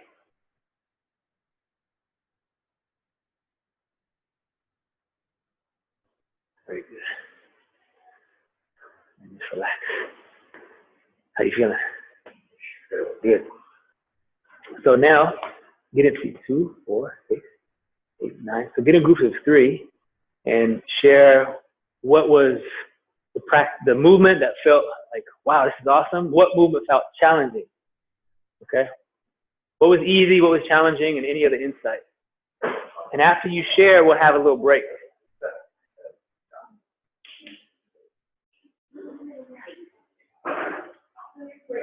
Okay.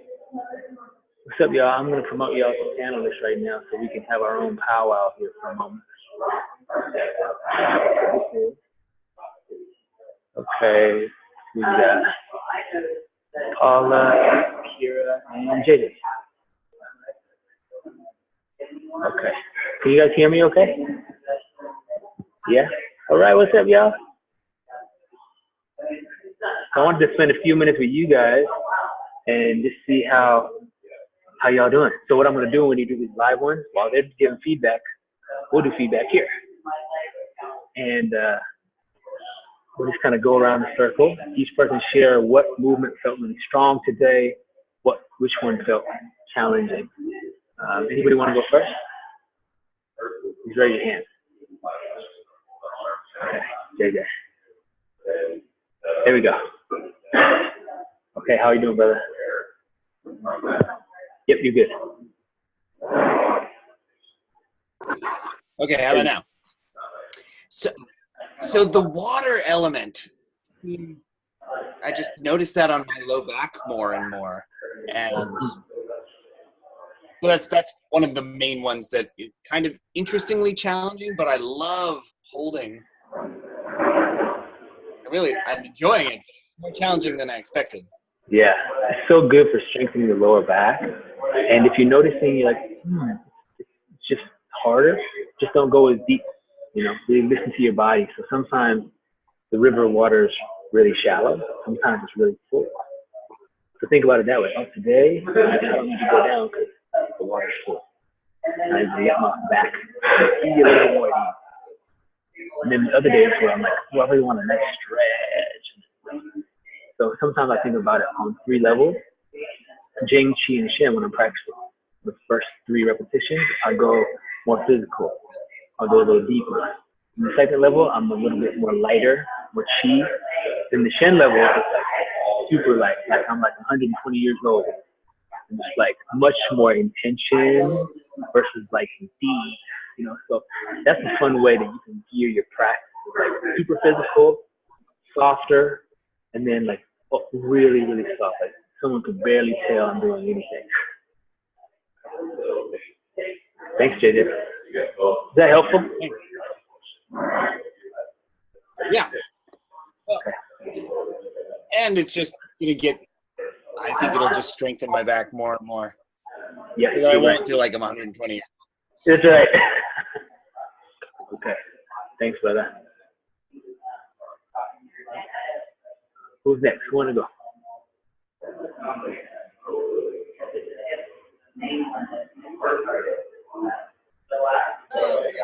I love this speeding up and slowing down and changing the breath.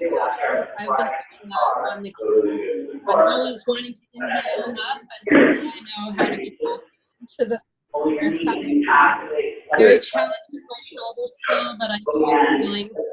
And then the kidney going fast, I mean, fast. That feels so good. I'm getting the activation in the core. Good. I was happy I was home because during the part when you started going, I started going, it felt so good. I was like, good. So much heat, so much energy. I'm like, Awesome. I can see you glistening. I started glistening too. I was like, wow, there's a lot of chi movement. Yeah, thank you. When you said that, when you said that about the sweaty palms, you called in Steve Wood to me when I did level 2 in 2010. He said, you know you're doing it right if you're rubbing sweat into your face. Yeah, right. Good polish. Awesome. Thank you, Kira. Okay.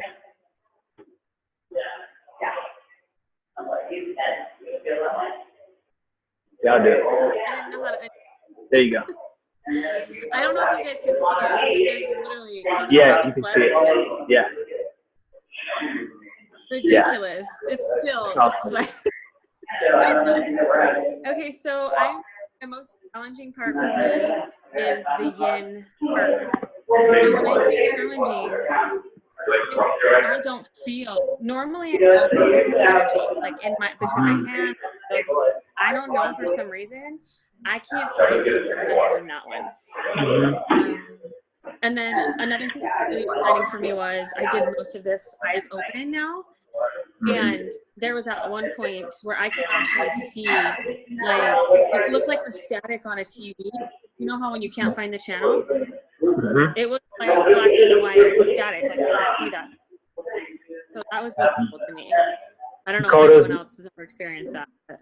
I have experienced it. And that's in the ancient Taoist tradition, they call that like the mysterious path, where you start to see through the veil a little bit. Like the Matrix a little bit. Like kind of flashing black and white, right? Yeah, it was like little particles. Yeah. And then the other thing that they mentioned is when you go into that state, you are getting more information, more energetic. Like you're seeing the energetic currents or patterns more, you know, because everything is vibration. Like Shen, Qi, Jing, it's like it's very hard. It's like the wall. Particles start to. Yeah. It was just like.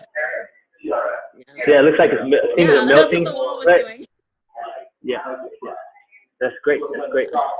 That's another reason why it's so important to practice with our eyes open, as well, because we miss that if we just close our eyes all the time, and then it's easy to, you know.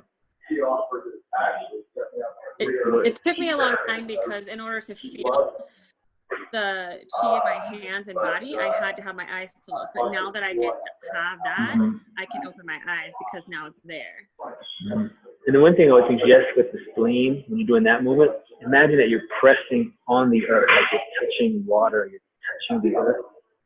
And then I'm going around this globe and I'm like pressing like a cloud or a fog. I'm like, you're pressing on the edge of something that'll help the stimulation of the sensation when you're doing that, the yin version. And it's also not that important. Is my yin off? Like, it's always easy to feel it in this way. I'm pretty sure I have a lot of yin, so I don't know. Okay. Yeah. Thank you. You're welcome. Awesome, y'all. So take a break, grab some water, rehydrate, take some notes, and then we're going to get into the next portion.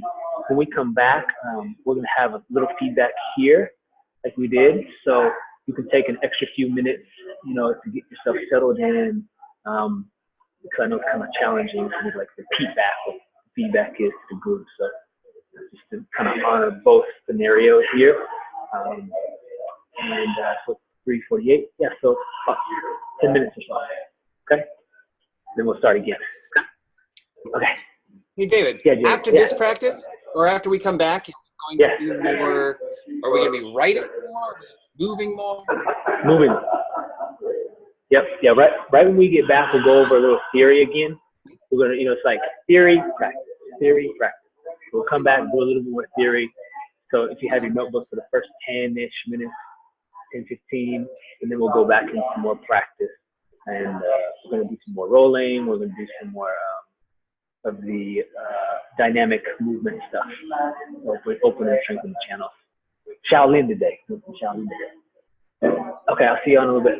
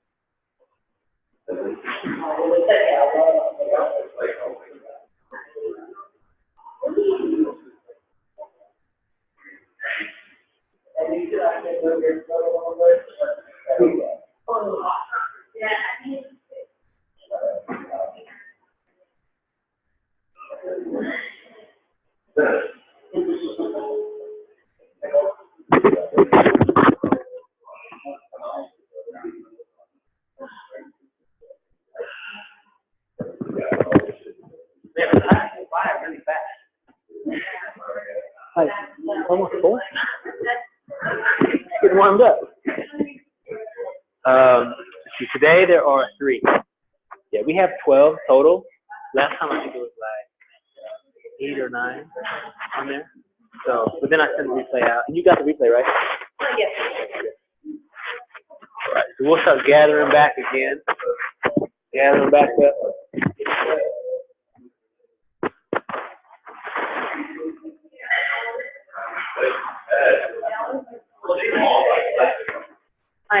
You remind me, tailbone up. And then I realized, oh, it's not done. So then I relax. I know, and who knew? I mean, who knew I walked around all the time? You know, it's kind of weird, unusual sensation. Yeah, so tight. And then gravity is just going right there. We drop it now, gravity. Yeah. Yeah. I try to do it like if I'm standing in line somewhere. I'm like, oh, let me like, and I'm like,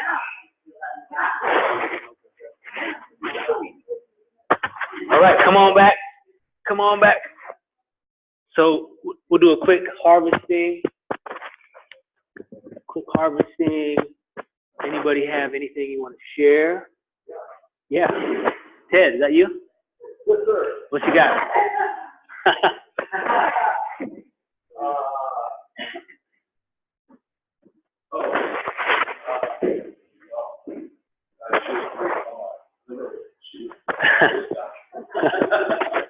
Inside leg channels.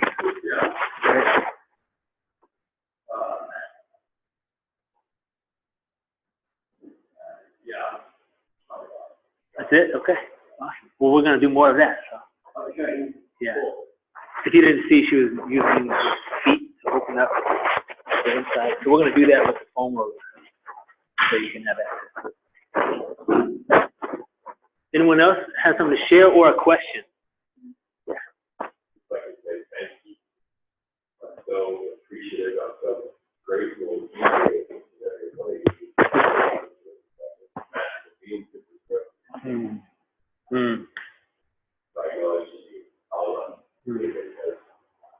Thank you, Thomas. Yeah, we're glad you to be here too, my man.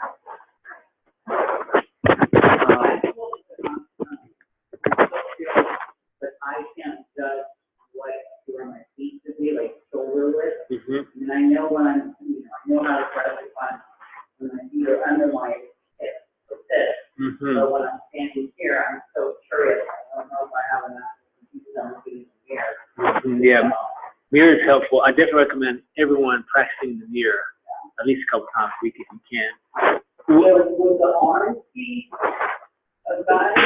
The guide that I would quote is you're splitting the distance between the shoulders. So like here would be like right under the shoulder, and then it's like half. So it's not like way outside the shoulder, and it's not directly underneath the shoulder. It's splitting that difference, And I tend to start to widen out the more that I practice. I'll start to get wider and wider and wider. So it's really a matter of time. I'm just really feeling it out, And then like for Qigong, you rarely have your feet underneath the hips because it doesn't allow too much torque or shifting of the weight. Yeah. Good question. Does that help? Yeah.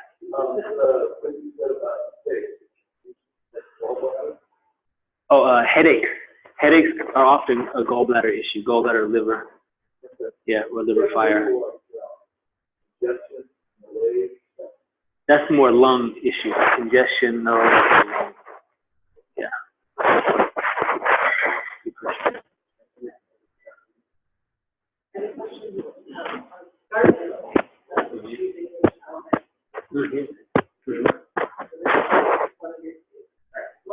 Yes.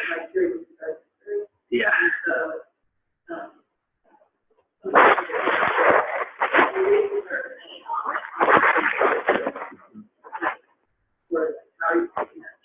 Yeah. Yeah. That's no. I'm not into it. Yeah. That's after practicing hours 5 we learned in medical school. And it followed the lung, and it's kind of like they all connect to the season. So you have the beginning of the sequence is often lungs because you want to free up the lung chi. From a theoretical perspective, it's like, oh, you want to free up the lung chi because now you have more access to energy as you go through practice. And then it follows like from metal, which is the fall, to water, which is the kidney, to the winter, then spring is liver, fluid, to summer, which is fire, element, heart, then to late summer, which is the earth. But in some, all right, sorry guys, here I am. So in other systems of like Chinese medicine cosmology, they have just those 4 elements with earth at the center. The earth is like the transition and the center point of each element, always returning. And then the 5-element theory came along, however many, I don't exactly know the time frame, but so to get to your question, why I moved the earth in the beginning, because it feels so much better in my body. And this move I would find because I'm just starting the practice out, I usually will spend more time in the beginning with something. And towards the end of the practice, I'm like, oh, I got the earth element, and I got to do this, and then I got to do this thing. And oftentimes it would just get left. It takes forever. And in class, it would get left out. When I would teach classes, often the earth element would get left out. I'm like, that's the most important one. If there's 2 movements I would do if I'm short on time, it would be the balancing the 3 treasures to open the central channel and nourish the belly, the heart, the brain. It feels so good. And then it would be the spleen movement, because you're getting all of the twist. And if you look at like the heart, you know, movement, if you look at the liver movement, it's like if you do that spleen movement, you're covering most of it, you know. So that was my feeling sensation, like the earth feels way better to do. And I realized I filmed the new version and it wasn't ready for the program. So you guys were doing the old version from last time. I was like, well, that could be a blessing in disguise, because then you can feel the difference with, oh, why did I change it? That's why. Yeah, great question. Yeah, Michael.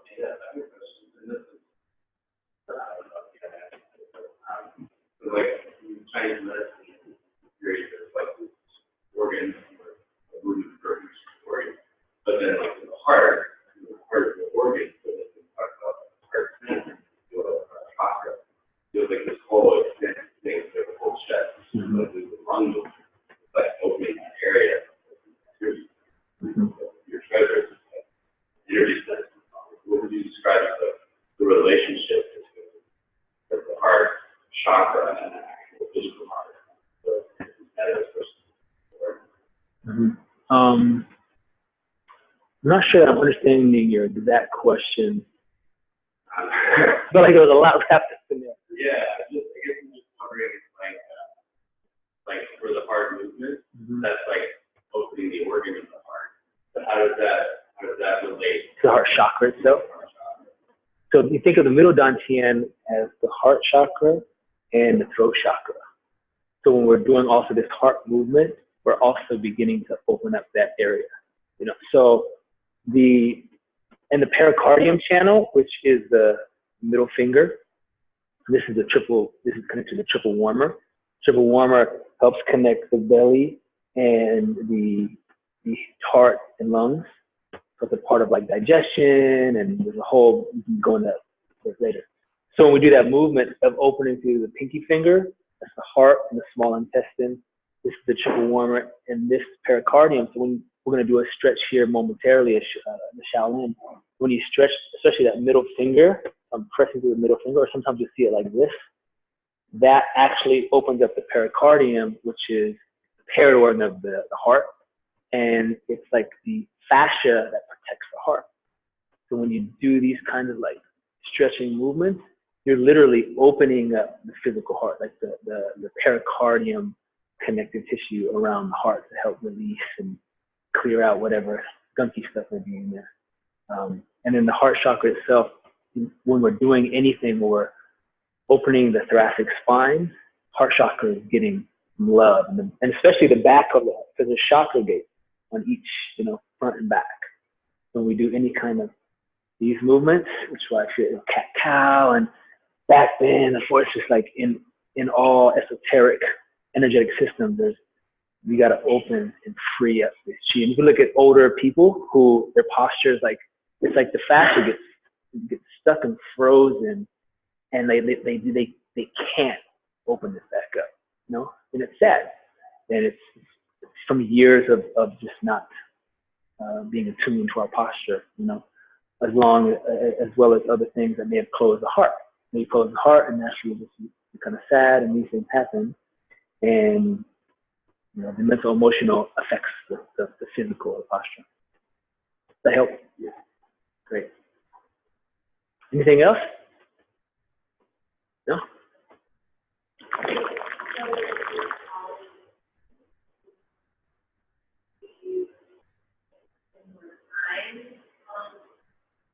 Yes. Yep. You would do 5 repetitions more for that element corresponding to that season. So we're moving into the liver, so you would do 5 more repetitions. The like therapeutic dosage of Qigong or prescription. You do 10 repetitions of each movement. So you do like, if it's the spleen, as example, you do 5 each side. You know, so it doesn't mean you have to do like the yin and the yang version, 10 each. That's 20.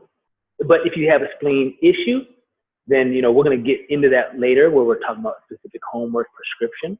But as a general rule of thumb, you want to do 10 movements for each element, 5 extra for that season. So kidney, you know, water element, those, whatever the season is, that organ is taxed more. So.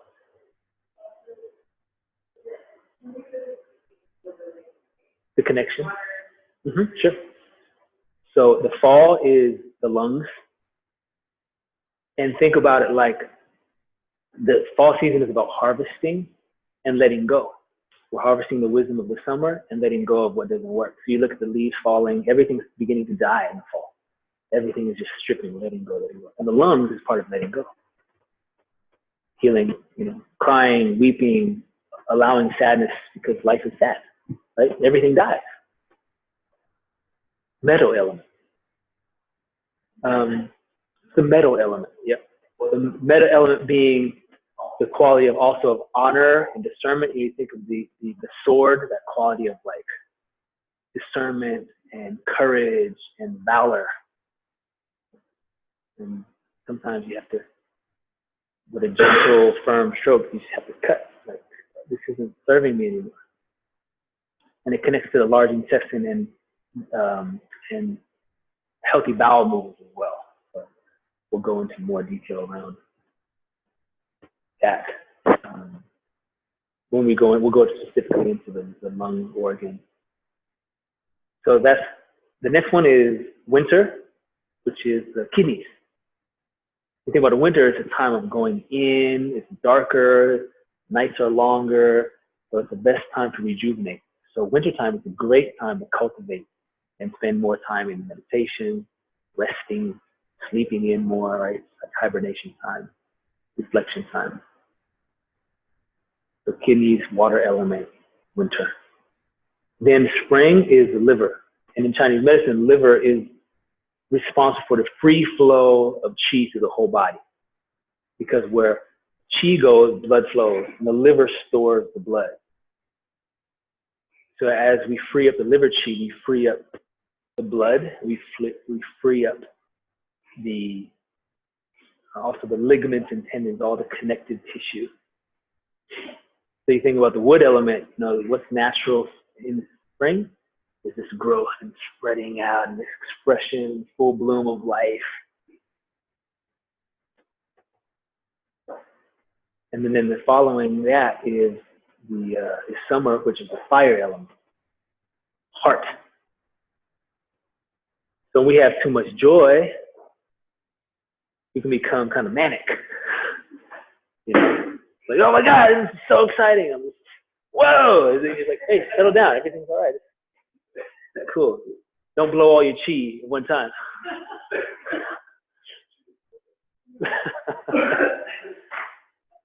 So the fire element is that quality of, like, you think about the summer, travel and exploration. Nights are now shorter, days are longer, sun don't go down till 9 o'clock. It's like partying, yeah, like good. So it's a time for that quality of joy and play, and kind of freeing up those inhibitions, those expectations, and like, oh, get out of here, I'm ready to go. And then the last, you see, this is where you always wonder how theories start, and like, well, why is the earth known late summer? They just had to fit it in somewhere. Yeah, it is. It is also like the harvest, you know, it's like, it's right before the fall. So, you know, like in this other book that I was reading, it's called Qigong for the Seasons. Great book, awesome book, Qigong for the Seasons. I can tell you the author at a later point, but he just talks about the 4 seasons, and then he just talks about Earth as the grounding element, as the grounding force. You always come back to the Earth because the Earth holds all of the elements. So depending on what school of Chinese medicine you're in. You know, acupuncturists focus more on the 5 element. They call it the controlling cycle, the generative cycle, which is we're not going to go over today. And that's kind of, and then just to go over the qualities of the earth element is like trust and honor. So like, can I trust the ground that I walk on? Can I trust my physical body? Can I trust my instincts? Security. And then the opposite would be worry. Worry and rumination, going over in your mind the same thing over and over again, trying to figure out solving the problem that maybe doesn't even exist, you know? Or it's a future problem that you're worried about. Like, oh, how do I fix it? Don't worry. So that's the counterbalance.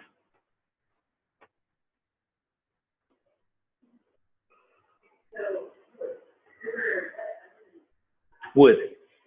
Yep. Earth element. Spleen. Yes, Paula.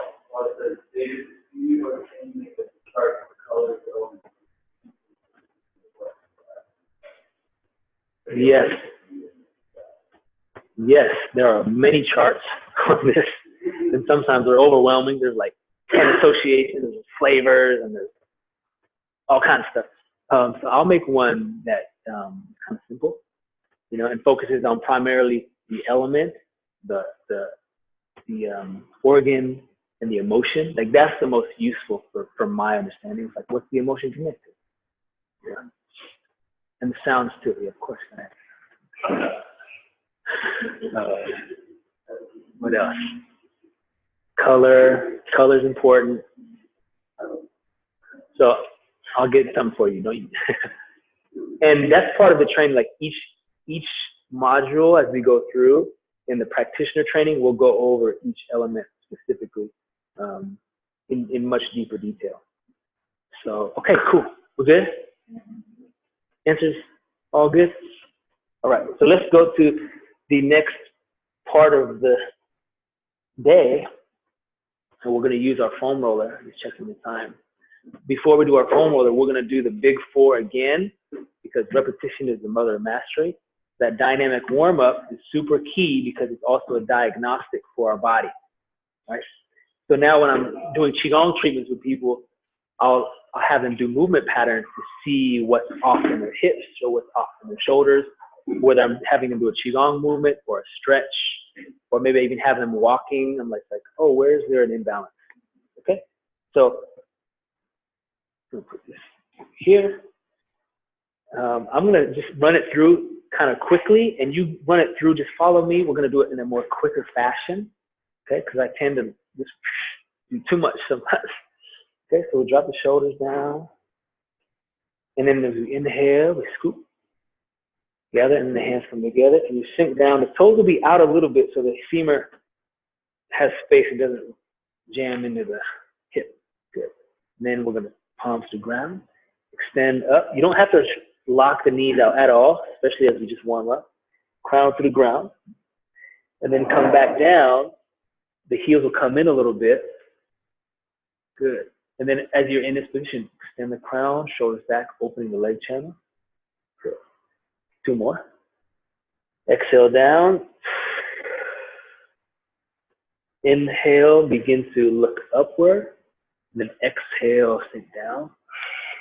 Crown up, shoulders back. We're opening the spine. Inhale. And inside leg channels, bladder channel. 1 more. So now we're getting kidney, liver channels, root. Good. And then from this position now, you'll come basically just up. Good. And then we'll go wide. So this is an adapted version. And then you come down. You can have your hands on your hips or down low, whatever you like. And feel you're going to press to the ground a little bit. So we're stretching and opening the kidney channel. Good. Got it. Try to keep the heels connected to the floor. Good. We do each one about 3 to 5 times. Very good. Got it. Last one each.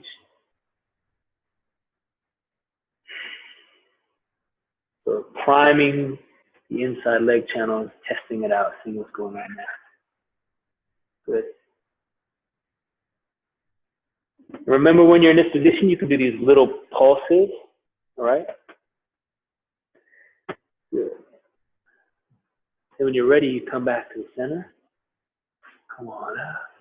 Good. We'll step back.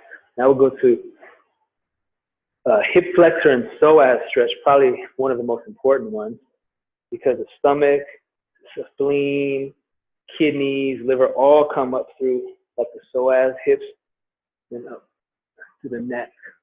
So when we do this one foot out in front, touch the tailbone, and then lift up through the rib cage. And then sink the hips down as you reach up and back. So the first focus is a nice little tailbone tuck. The lunge is secondary to the tuck. And then reach up, extend the hands up and back. If you want, you can have the left, if your left leg is back, your left hand up. Or if it's your right, then it would be the opposite. Right? Because we want to open this whole line. Then you can put one hand here to feel. Notice the difference. If the tailbone just tilts back, remember it's like the rudder. It's going to control where the spine goes. My tailbone sits back. Now nothing's beginning to open here anymore. When I tuck under, now the psoas, which connects the hips to the spine, begins to release all that lymph is open. Then the more advanced one, as long as you have nice healthy spine and posture, you begin to reach up and over. Good. And I'm like slightly reaching behind the other shoulder. And then back to center. Relax. We're also getting good balance, getting the chi in the leg, right? We'll go to the other side. Good. Tailbone tuck a little. First key, tailbone tuck. Second key, ribcage lift. The arms are second, like last,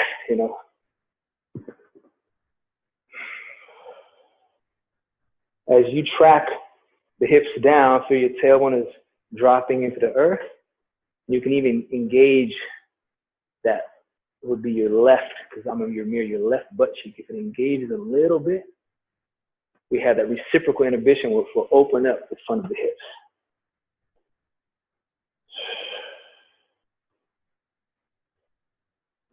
Start to feel temperature shift, that pliability, and then get that little reach over. The front knee will not go past the toe, it'll stay in alignment with the foot. So we don't want this, we don't want this. Good. Then we come down, gather it up. And after we do this one, I'll show you a way to do it in a more, like a just regressed fashion. Okay, if you have any injuries or if you're wanting to do this with others and you know that they can't do the full version. Then the last one, this is the most challenging on your balance. And so now we're opening up the glutes piriformis, gallbladder channels, outside leg channels. This leg has a little bend. And just observe, look at your knee, see, like, is your knee way out here?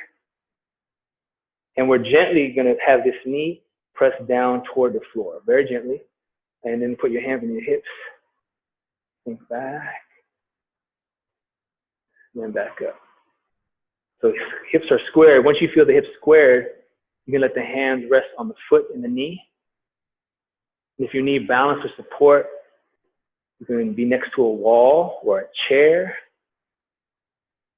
For strengthening one side, getting the hips stable, we're creating mobility in the other piriformis.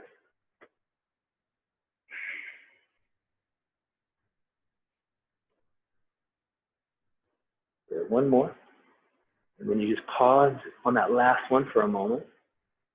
And what I'll do is I may adjust my feet and create a little bit more or less tension with my knee by pressing on the knee and sinking into that deep squat. And the most challenging or advanced is when you start to bring the chest down and then let the arms hang, you begin to open up that entire backside channel, getting into the glutes, piriformis, low back, kidneys. Then pulse the leg a couple times. Good. Back up. Nice job. How's that feeling? Then change the other side.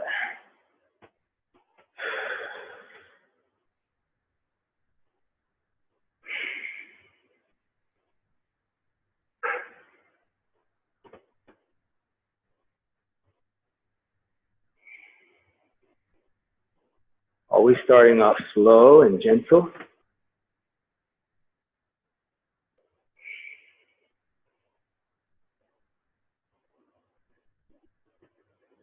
Remember the piriformis muscle, which is deep and underneath the glute, connecting into the sacrum. When that's bound and tight, it can lead to sciatic nerve pain or low back pain.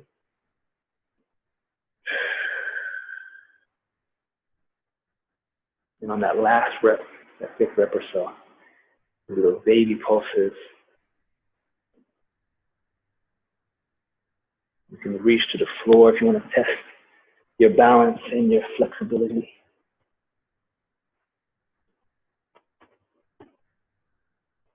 Good. And come back up. Wonderful. How y'all feel?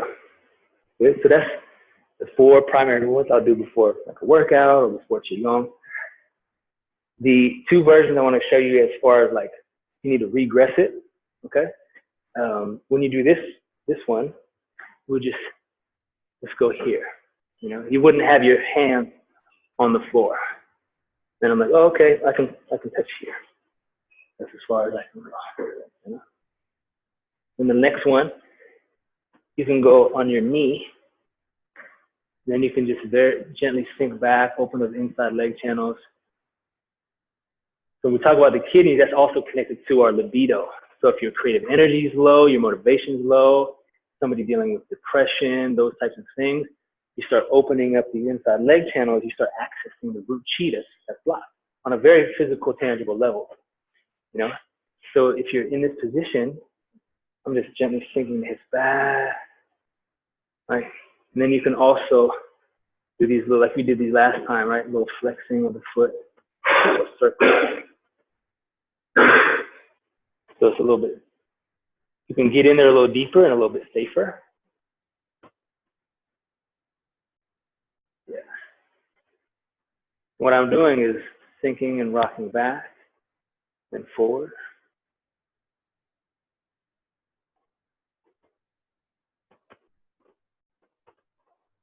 Good.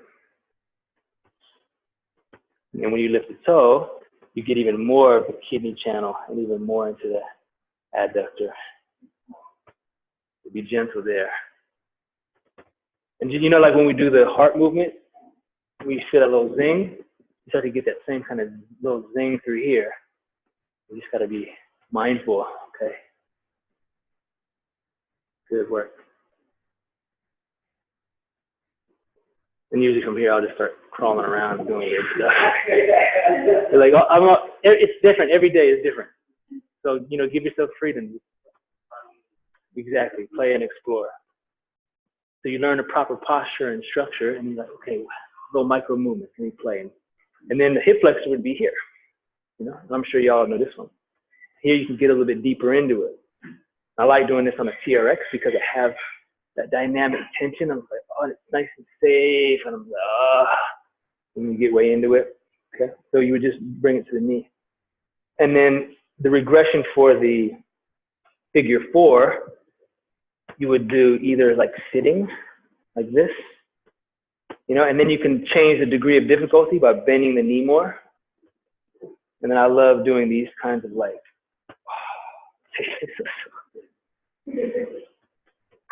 And I feel that connection into the low back and the kidneys. This is much more gentle, much more safe, much more relaxing. Like that whole warm-up is designed as a dynamic warm-up, more for like, I'm about to work out. No. This is more recuperative, good to do at the end of the day, a little more replenishing.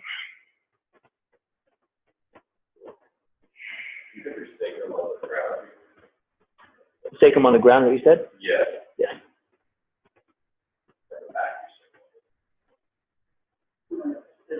Let's see. Yeah. Yeah, no, you're more in your sit bone. Yeah. Because the sacrum, you would be like this kind of, you'd be tucked, so you wouldn't want that. It wouldn't be good for your back. Yeah, that's a good question. So yeah, you're more sit bone. And then you're pressing through your palms like so. That's good. Good refinement.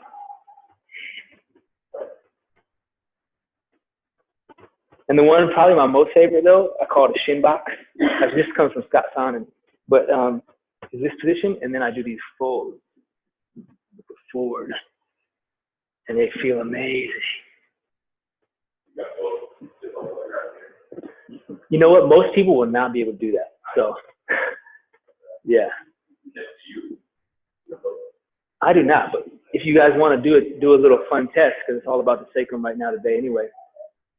Sit in the shin box, straighten your spine, drop the shoulders, and then bring one hand underneath that right hip or your left hip, whatever leg is behind. See how much space you have. So you would just look, would just feel, okay, how far is my butt from the ground? Okay, so bring one hand underneath it and just check it out. Oh, sorry. Something like this. So ideally this toe is open, so I'm also opening up anterior tibialis in the front of the foot channels. But if you can't, that's okay. You know, people don't always have that range. And then I'm checking the space underneath my sits bones and the ground. So now we're gonna do 5 reps where you're tucking and then lifting. So this is all opening up root, second navel chakra, right? So it's our security, helping to clear fears. It's also our creative center here. Connects also to our sexuality and our expression. So when I exhale, the tailbone will tuck, and I'll gently just round down a little bit.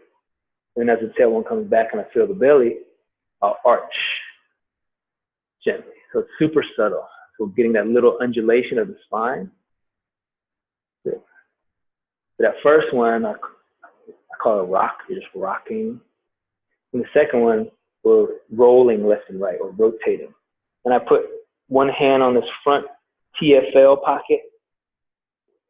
And as I rotate away, I'm pressing away to open up.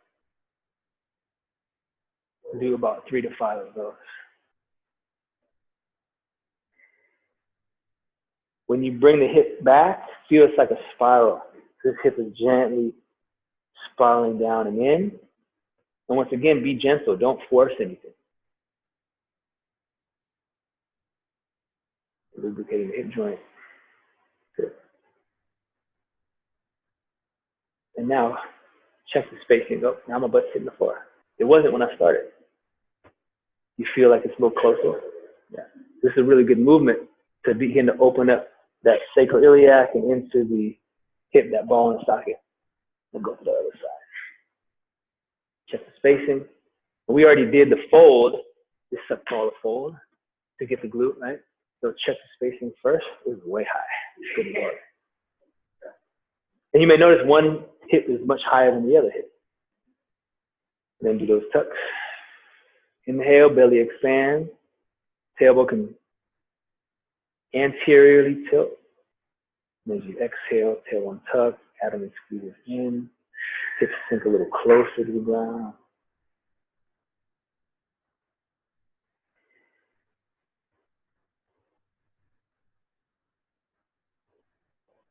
I'm envisioning as I breathe in, I'm gathering chi directly into my root, into my sacrum, into my belly. Nourishing those energy centers. Dissolving on the exhale. Letting go. Letting go of any stories. Very good. After about 5, you do the rotation.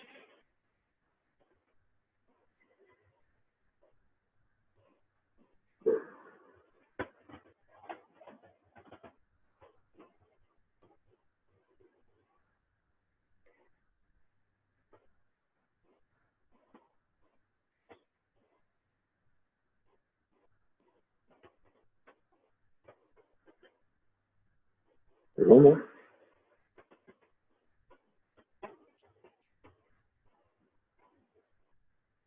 Very good. And then you can go into those folds. Forward. What I'll do is I'll do these like little mini push-ups. So I'm pulling my shoulders back. I'll keep working my way a little more and more laterally. So we begin to open up different areas of the glute attachment and low back attachment.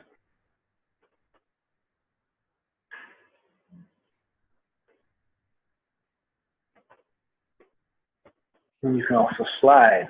Once I'm down, you can slide from left to right. You get some opening to the thoracic spine too.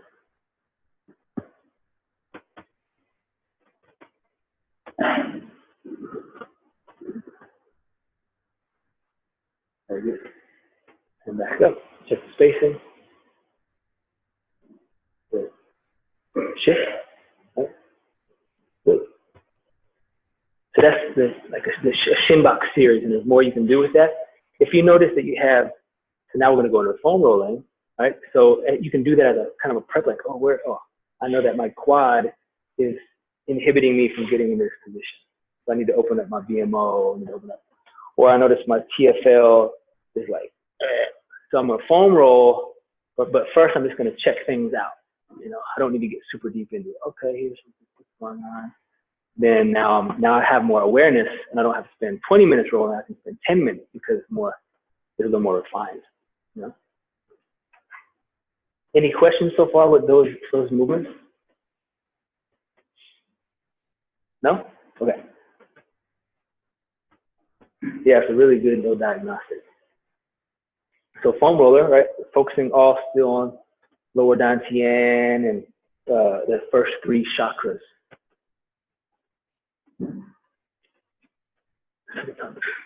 Okay. So we'll focus just on the hips. I'll do the whole body. When I do this kind of sequence, I'll typically start, let's do a drive-by. You just got to do the whole body to start. So I like to start on the kind of the mid-back, drive-by, and do about 3 swoops. So my head's in my hands, I'm lifting my hips, I'm just rolling from my traps down to the mid-back. So we're opening up the middle energy center and the acupressure point between the shoulder blades. One of them is called the Shen Dao, which means the way of the spirit. So we're opening up the back of the heart chakra. Now you're going to gently shift to the left. Doesn't have to be too big, and you're going to roll down the erector muscles and rhomboid muscles. If you want to get higher into the traps, you would just raise your hips up.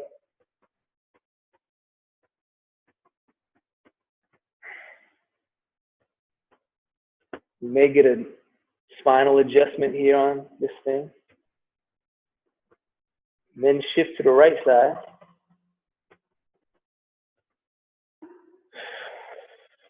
This is a form of energy skill as well. Self-massage. So as you inhale, you're gathering chi into the tissue. Liquid light. As you exhale, letting go into the earth, melting. Good.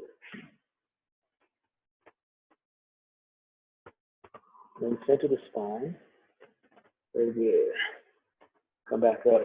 There's a lot more that we could do, but I want to keep us on point. So now go to the glutes. Start near the sacrum.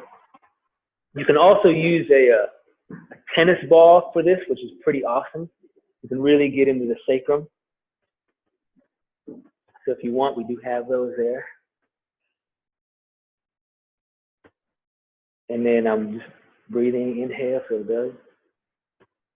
Exhale. And I'm noticing for myself over time, my left hip was always so tight and balanced. And it's taken a while, but it feels more fluid. So instead of it feeling excruciatingly painful, it's like, oh, it's mildly painful. That's great. And then you're being mindful not to go over, it's called a bursa sac, which is actually kind of more in the front hips. So you're not, in this position, you're not really in danger of getting it. But just to be mindful. And as I work outward, then I'm going on this like just, what's the word? It's like a half moon, you know, I'm just tracing the outside of my hip joint. Yeah.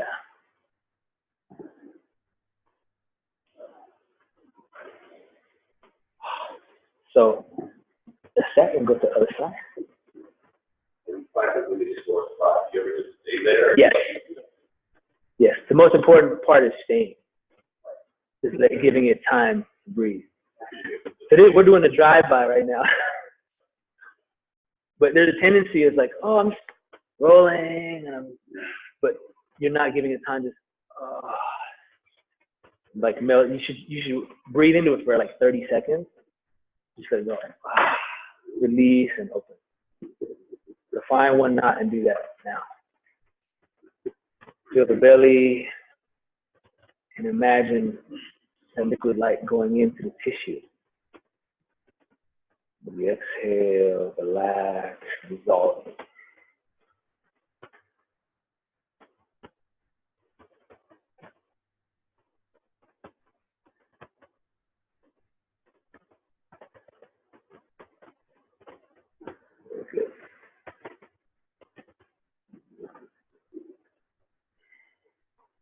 So what you're looking for, similar to the Qigong, you're looking for, is there some warmth? Is there some little tingling? That's a sign that the tissues are opening and the channels are opening. Yeah. Now we're going to move to the front side of the body. And the way that I like to do this fascial pattern is I'll start at the front of the quad, about 2 inches underneath the hip. And I'll do this, you know, the drive-by is I'll do this little grid pattern down to the top of the knee, and then I'll rotate my body this way, and then I'll go up the vastus lateralis, and then I'll stay in that TFL hip pocket for a while, and then it's like a Z pattern. I go down, then up, and then I'll go all the way down on like the IT mat. Okay, and then I'm just doing these little grid patterns, you know, and that's more of like the prep before you work out, the prep before you Qigong, and then you find a knot or two, hold it there, you know. You don't want to do long holds necessarily like before you're doing a workout, because it deactivates the muscles. Hey, muscle, shut off, relax. So you'd want to do more of a quicker prep. Yeah, just drive-by. But even though we're doing a drive-by, let the breath be super deep and find at least one knot. Rest on it. The whole thing, right? The whole thing is a knot.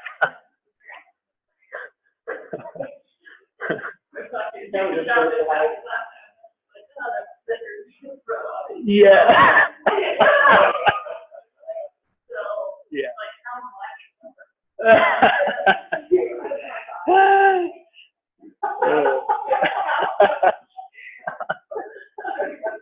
Oh.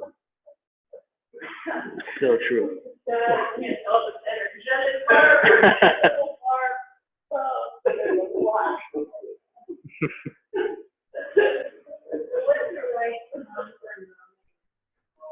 It's a great question. My favorite question. In this scenario, on the foam roller, that is, the two sounds that I use are which is just, yeah. So that's the sound of the muscles and the tissues. It does two things. The vibration clears the physical tension faster. So when I'm working with people, and I'll press into a point and I'll do the sound and I have them do it with me, and they're like, whoa. And second, it helps you deal with pain. Gives you something to focus on.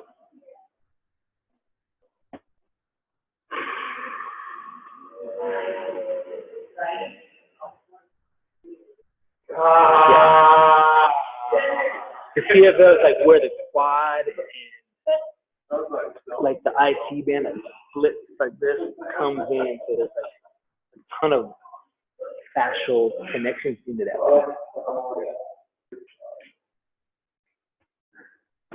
Good. So by now y'all should kind of be in that hip pocket area.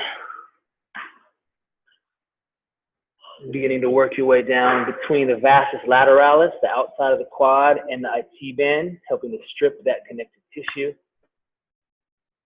So remember, from the Qigong perspective, we're opening the gallbladder channels, the outside leg channels, allowing the energy to ground down.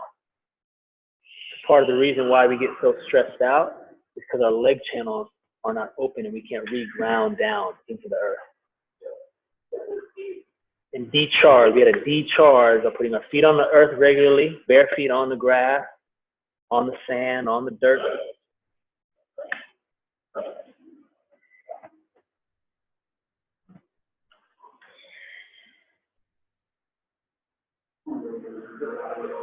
And once you get down toward the knee, you can go all the way on the IT band.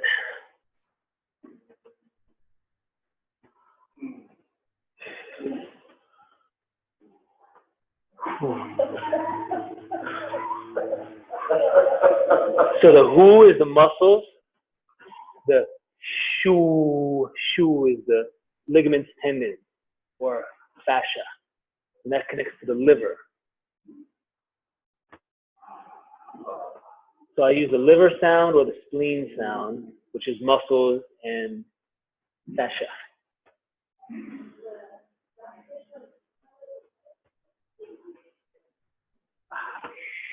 It's like a hoo. Yep. Good work. Yeah. Is that you, Thomas? Good. And now we're going to get into, we're going to stay on the same leg. The foam roller will be now perpendicular to your leg. So you're going to kind of put your leg out like so. Yeah.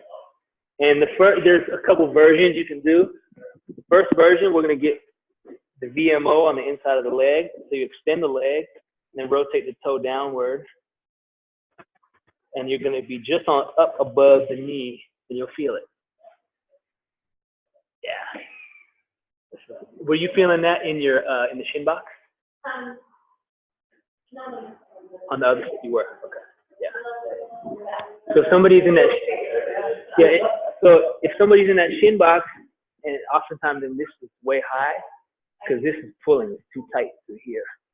But it could also be partly these muscles are too tight as well. So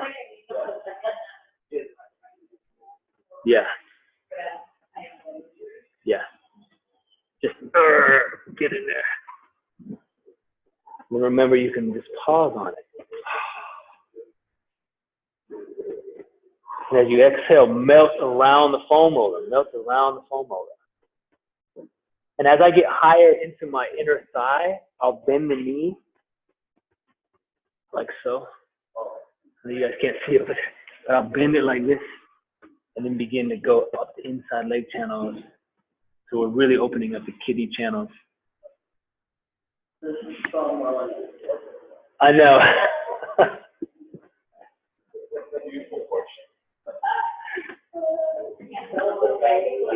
So you can do this, or you can have somebody like walk on your leg.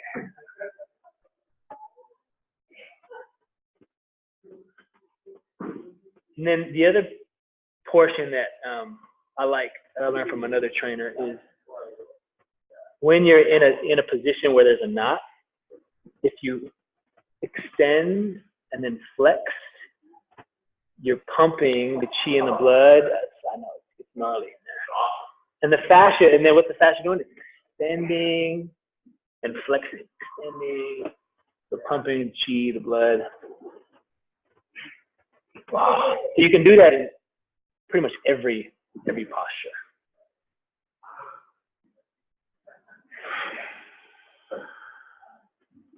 Very good. So we could spend a lot more time there. Tell me to come up just for a moment because it's fun to test things out. And just stand up and feel the difference. Wow. Between one side and the other side. There's life on one side? Yeah. Right? Good. Now let's go to the other side. Go to the other side. So again, I start here. I go down front of the quad. I rotate, come up the vastus lateralis, stay in the hip pocket for a little while. Then I go down the IT band.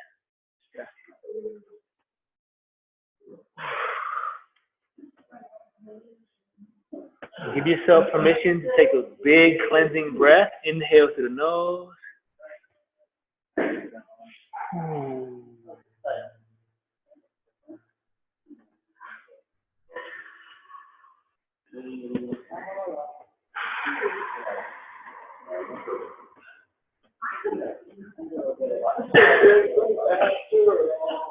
All of the cross days coming out, all your, yep.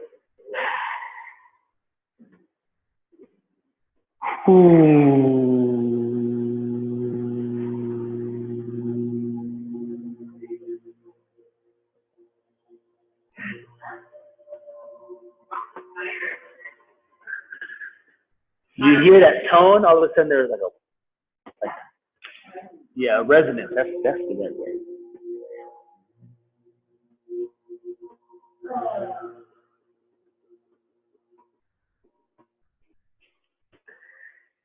So hold a spot, breathe into it, and then as you melt, use the sound. Let the tissue melt.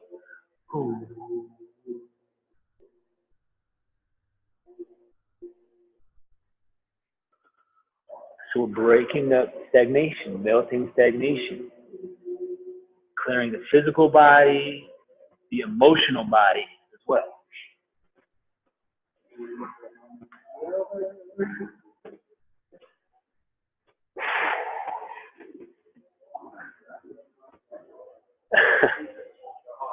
Yeah.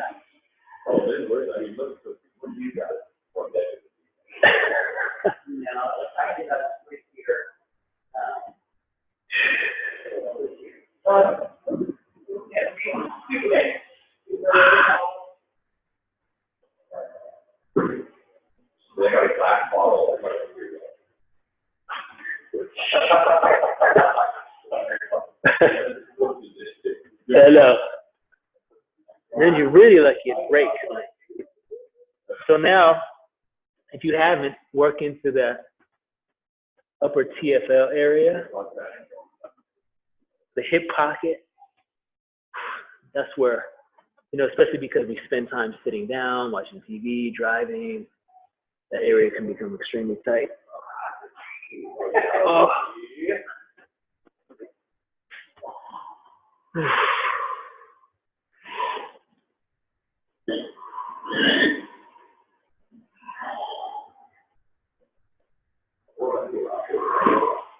And then go down the IT band if you haven't yet.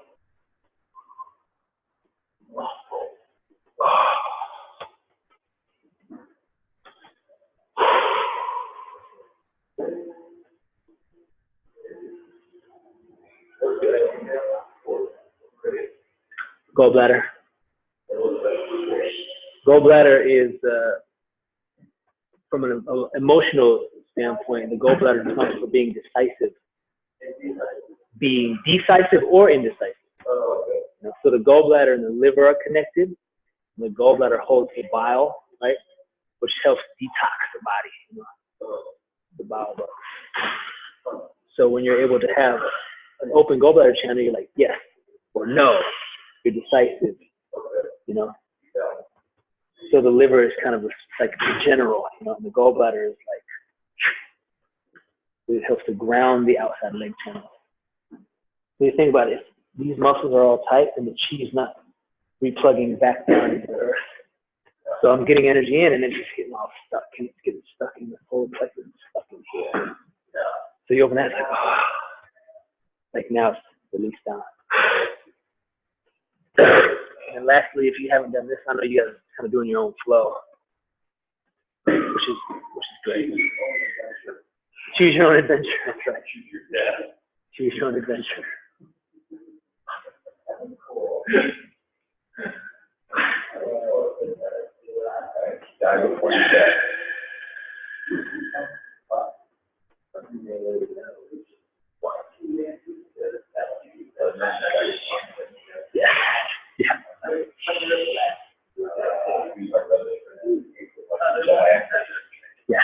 Yeah, because there's synergistic in relationship.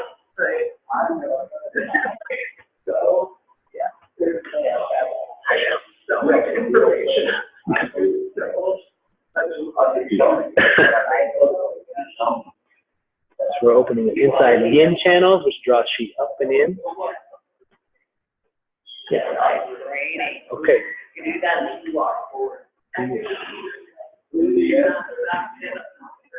I know. You should record yourself homeroing this habit session.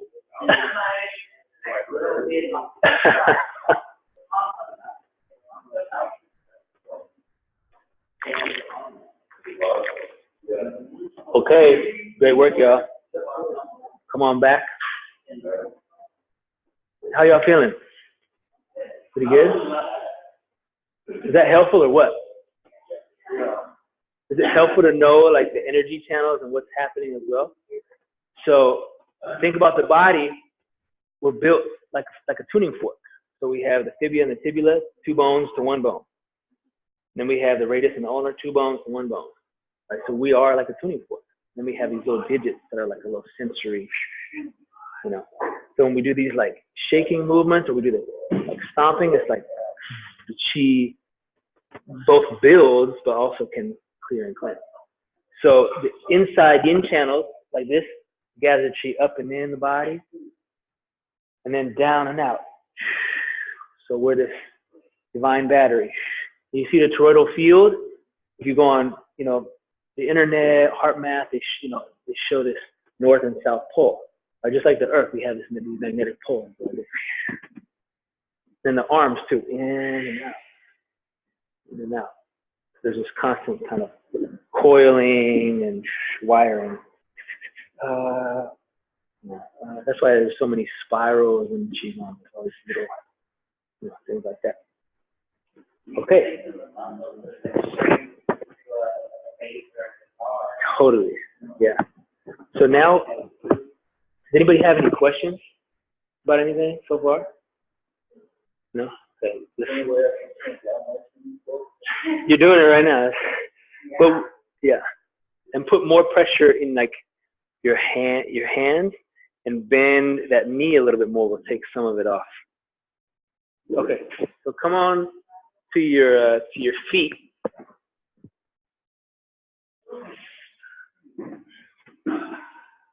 After we did that, now we're going to do big 4 again. Yeah. So open. I think next time we should start class with foam rolling and do Qigong. That's what we'll do.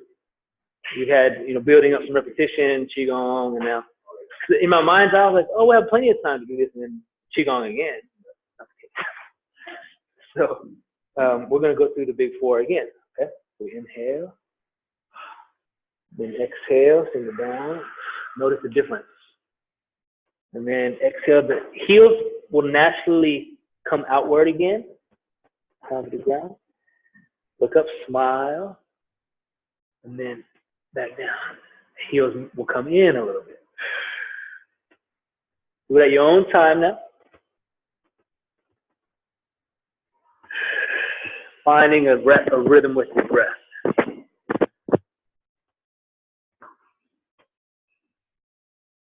Good. Good. Right knee. Excellent. And then from here, you can just inch your way out again and then go into those inside leg channels, groin, adductors. Totally different, right? So this big four is a not only a warm up, but it's a little diagnostic. Yeah. Oh, now there's other things that need to be unlocked. Yeah. And then as you get stronger, you can keep your hands upward. Good. Great work. Great work, y'all. Excellent. You got it. Just up. Good. And make sure when you do this lower position, you're pulling up through the sphincter and the perineum. Okay? Exactly, yeah. So this knee is in alignment with the foot. In alignment with the foot. And I'm lifting, I'm pulling up through the inside leg channels. And the perineum is like one of the primary locks to pull the chi up. Okay? You don't want to be down here, let everything hang really loose, because it could lead to hemorrhoids or other things. Okay? Good work, y'all. So like I couldn't do that earlier beforehand. So then the next one we come up, go into the hip flexor. I know. So my goal with this is to make it like, oh, this is practical. You know, Qigong is awesome and it's a great mystery and it's also very practical. Oh, this is way better. So I usually do 3 to 5, and I do them straight, connecting to the breath. And I'll do about 3 to 5 when I'm doing that reach over. And if you need a break, if that quad is starting to burn, take a moment, come back up, relax, and inhale, tuck the tailbone, sink, exhale, reach up and over, opening up psoas, hip flexor, opening all the channels in the front side of the body. Good change.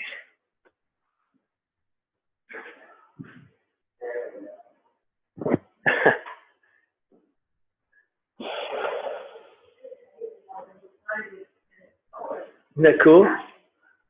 Big change.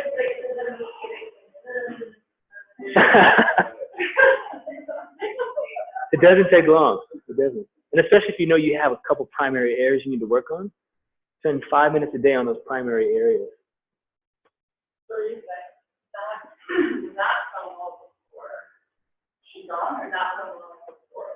Before a workout. Like, no, actually, here's what I'm. Foam roll, but do a drive-by before a workout. You don't want to do super, super long because the muscles deactivate. You know, it's called the Golgi tendon. The Golgi tendon, which is like tells the muscle to fire or relax. So if you're hanging on that thing for a minute, it's like noodle legs. You don't want to be doing sprints with noodle legs. But you can spend 10, 20 seconds still opening and freeing up some of that stiffness or stagnation. You know. Yeah. It's fine to be deep before Qigong. So like as a prehab before workout, just spend a little bit less time. But the last one, you can do it standing or you can do it sitting down, whatever your choice is.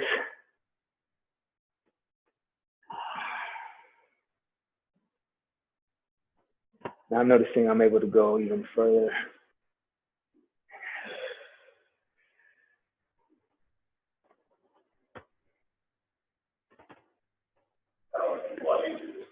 Mm-hmm. Does your balance feel better too? Yeah.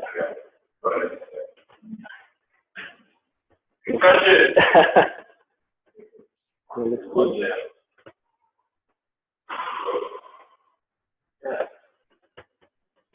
Remember to inhale, feel the belly still, right? We're still doing our Qigong breathing.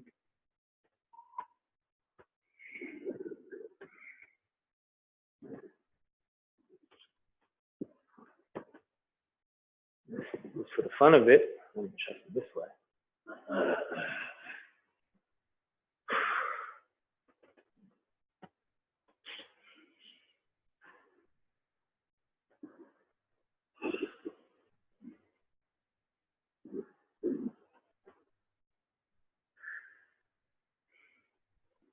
Great work. And then take your time. We'll come up. We're at right at 5. So we'll just do a small closing Qigong together. We'll have our feet planted in the ground, shoulder width, knees soft, tailbone drops from the ground, shoulders relaxed down, crown extended. And observe the sensations of energy happening. It's like a symphony of energetic sensation.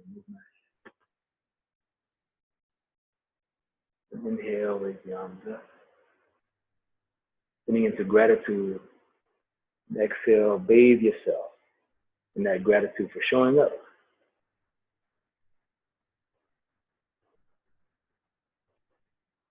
Two more. Settling the chi from our practice today. Allowing everything to integrate. One more time. For that inner smile. As you exhale, it's like a snow shaker that's been shaken, and all of the chi is just settling, falling down to your brain and your mind, down to your heart. And let your hands rest in your belly. Then 3 times, inhale, expand. Condensing the chi into our lower belly.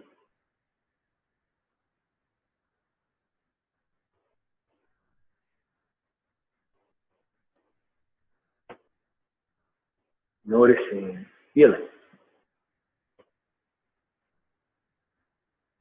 And lift the hands over the belly. 3 more breaths here. Feeling that warmth. The chi pouring in like a river of healing energy in through your navel. Going back and down, pouring into your lower energy center. Observing where it wants to flow. Chi is intelligent.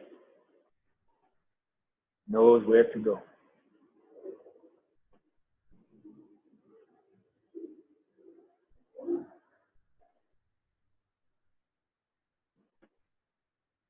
Side and then smile down. We go up and to the left with clockwise motion, helping our digestion, helping to metabolize all the energy from today.